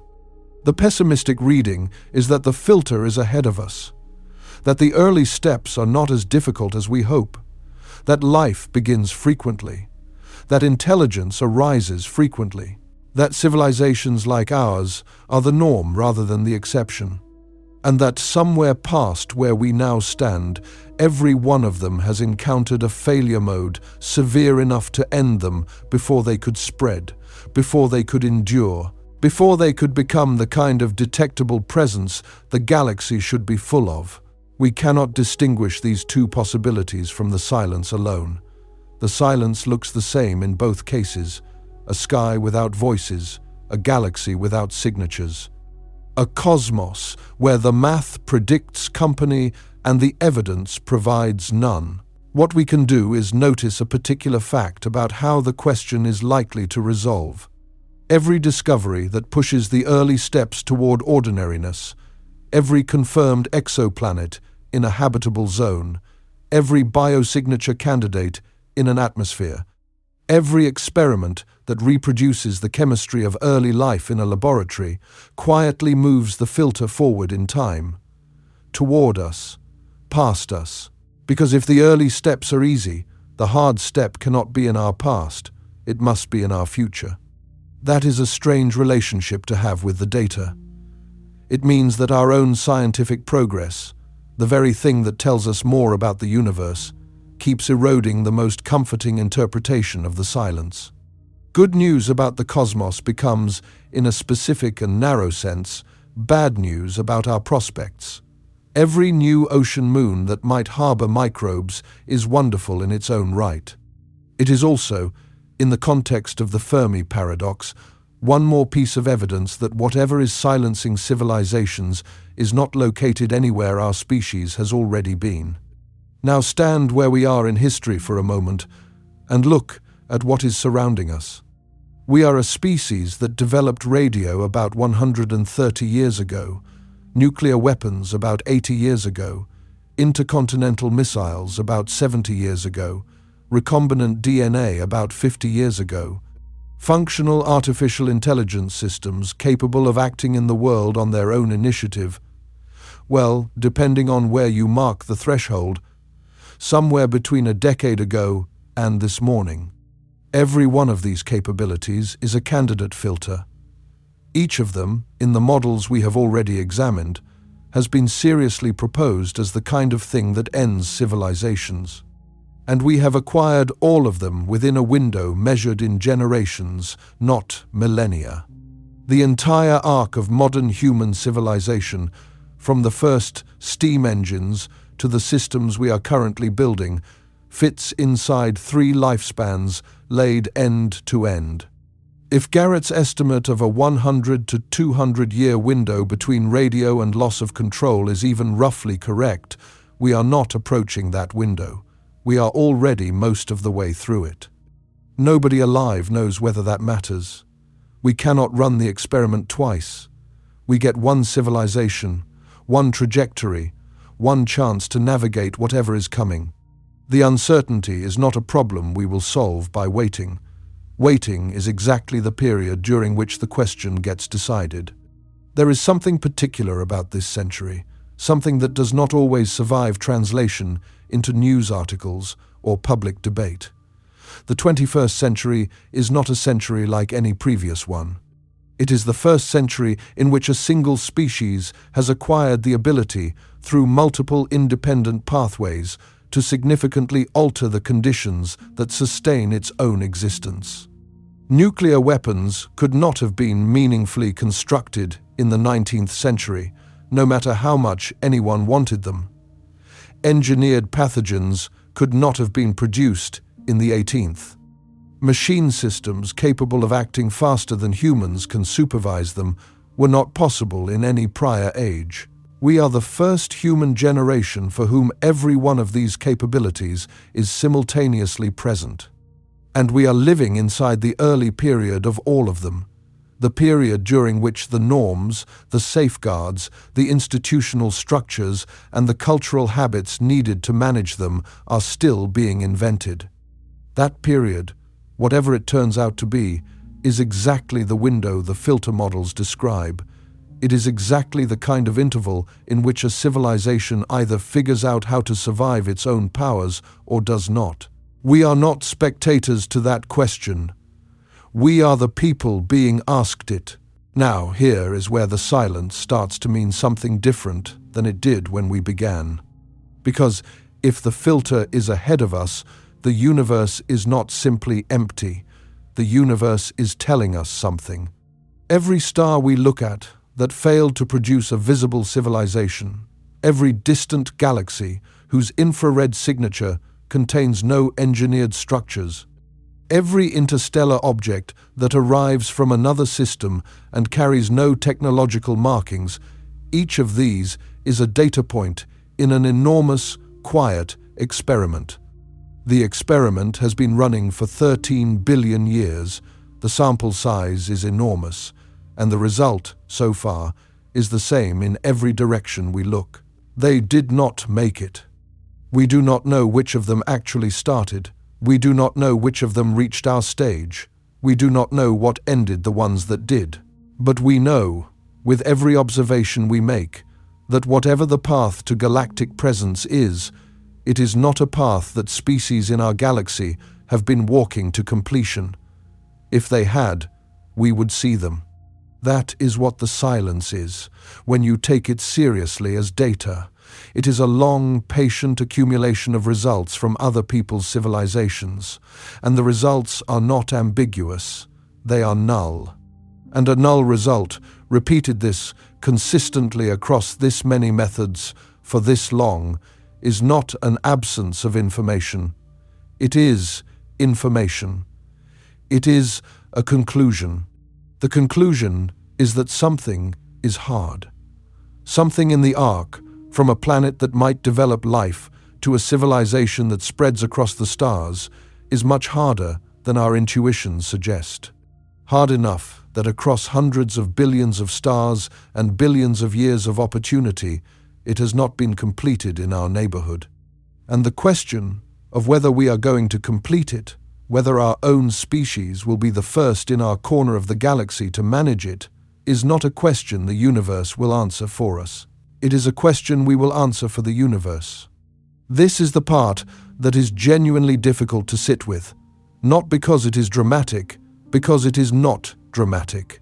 It is quiet. The silence does not threaten us. The silence does not hunt us. The silence does not plan anything. The silence is simply the accumulated record of every civilization that came before ours, in every direction we can see, arriving at some point and then ceasing to be visible. Whether because they collapsed, or because they turned inward, or because they chose stillness, or for reasons we have not yet imagined, the silence is neutral. It is just a reflection of what happens to civilizations after they reach the stage we are currently in. And the reflection is not encouraging. There is a temptation, when you reach this point in the argument, to slide into despair, to conclude that because civilizations seem to fail, ours will too, to treat the silence as a kind of prophecy. This would be a mistake, and not a small one. The silence is not proof that we will fail. The silence is proof that many possible futures lead to failure. It is proof that the space of outcomes is not as friendly as we sometimes assume, but it is not a forecast. Forecasts require knowing the mechanism. The silence hides the mechanism. It tells us that something is stopping civilizations. It does not tell us what. It does not tell us whether the stopping force is avoidable. It does not tell us whether our particular configuration of technology, culture, values, and foresight places us inside or outside the pattern.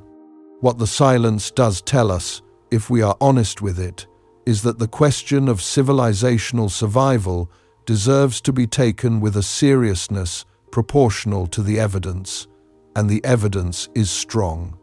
Stronger than most public discussions acknowledge, strong enough that the people who study it for a living have begun to change their language from abstract debate to something quieter and more careful. There is another way to hold the silence, which I think is the more accurate one. The silence is not a prophecy. The silence is a test. Not a test given to us by anyone. There is no examiner. There is no grade. The test is structural.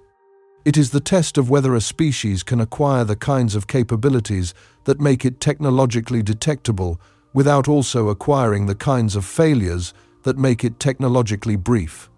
It is the test that every civilization before us, in our galactic neighborhood, appears to have either failed or quietly opted out of. It is the test we are in the middle of right now, whether we have named it or not. The test is not about having the right answer. It is about being the kind of civilization that can hold many capabilities at once without losing itself to any of them. It is about whether a species can invent machines that think faster than it can and still choose to slow down when speed would kill it. It is about whether a species can split the atom and decide not to throw it at each other.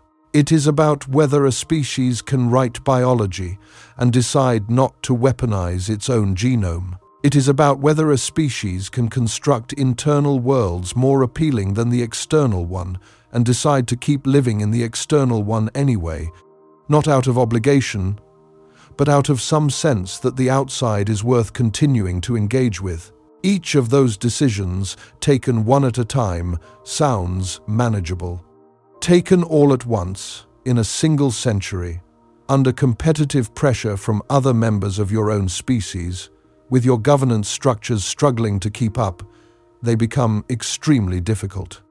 And every civilization in the galaxy that reached our stage has presumably faced some version of the same challenge. The silence suggests that the challenge is not generally passed. We cannot know, from the silence alone, whether any civilization has ever passed it. Maybe some have, and they are the quiet ones, the ones that chose homeostasis, the ones that kept living without growing, the ones that turned inward, not out of decadence, but out of wisdom. We cannot tell from where we stand whether those civilizations exist. The silence looks the same, whether they do or do not.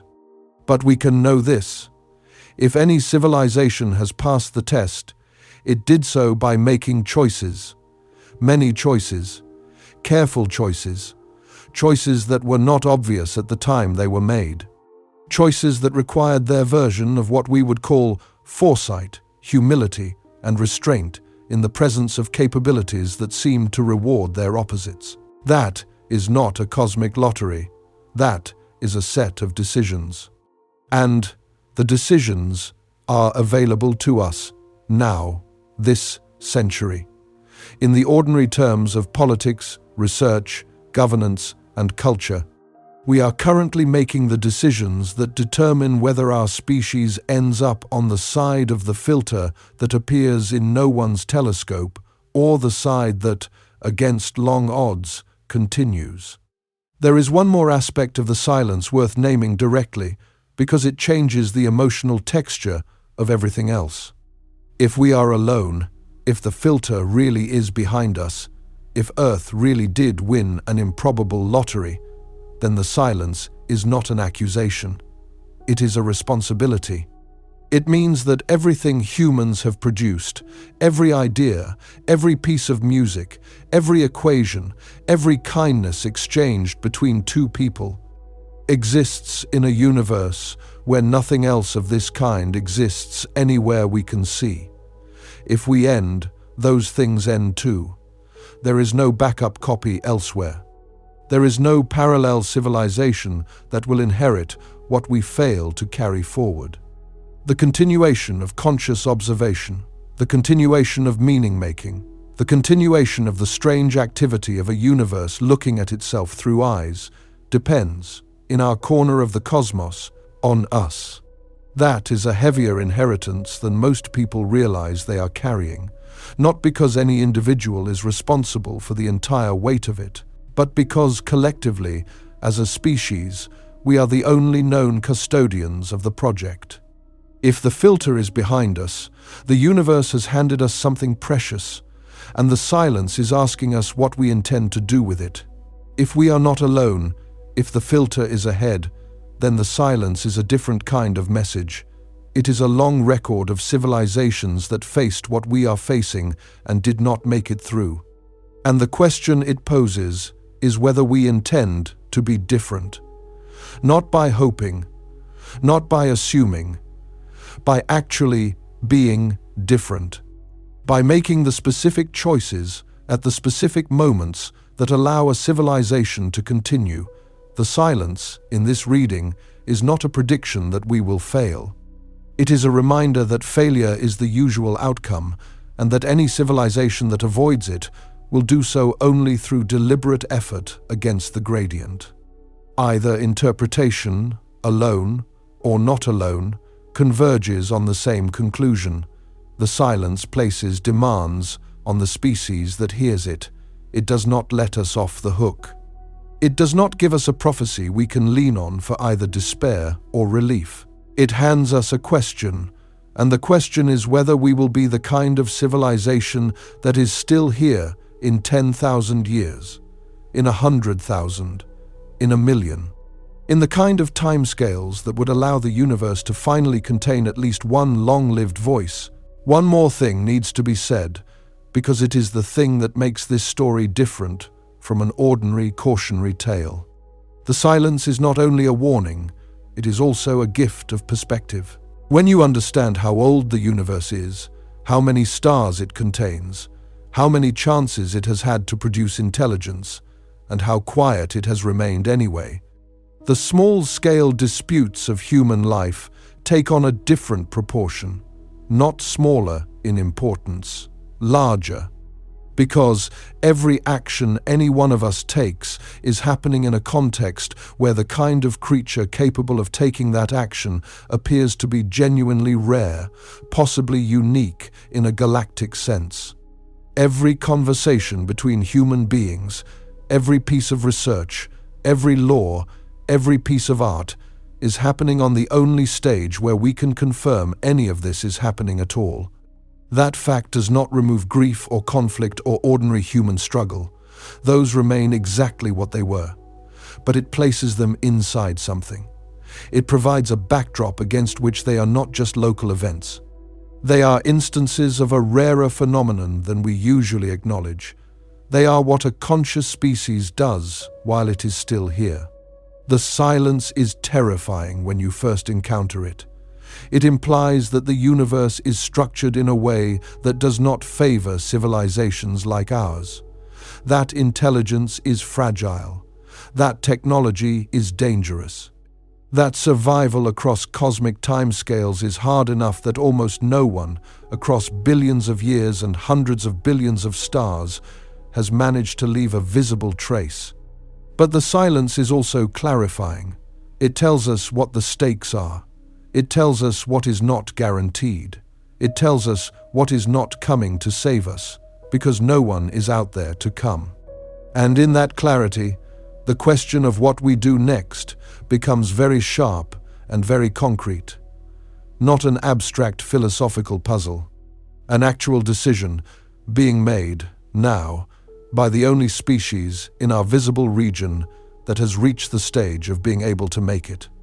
The universe is silent, not because it is empty of meaning, but possibly because meaning, when it arises, does not usually last long enough to be heard. That is the terrifying part. Not the absence of voices, but the possibility that voices are normally very brief. We are a voice, right now, in the middle of the long silence, aware of the silence, which is itself an achievement most species never reach. Asking what the silence means, which is itself an act the silence cannot do for us. And whether our voice becomes one more short pulse in the cosmic record, or whether it becomes, against all the odds the silence describes, something that lasts, is not a question the stars will answer. It is a question whose answer is being written into whatever choices our species makes from here. The universe is silent for a reason, and the most unsettling possibility is not that the reason is hostile, it is that the reason is the same reason that has silenced every civilization before us. Built into the structure of how intelligence meets technology, built into what happens when a species becomes powerful enough to be heard before it becomes wise enough to be worth hearing for long. If that is what the silence is telling us, then the sky is not empty of information. The sky is full of it. It is telling us exactly what tends to happen. It is telling us what we are statistically likely to become. And it is leaving, in the very fact that we are here listening at all, the one thread of possibility that it could, just possibly, be telling us wrong. That thread is thin. It is not a guarantee. It is not even a prediction. It is simply the fact that we are the first civilization in our galactic region, as far as we can see, to hear the silence and recognize it for what it might be. And the only species that hears a warning in time is the species that has the chance to do something about it. The universe is silent. Now we know what the silence might mean. The rest is up to us.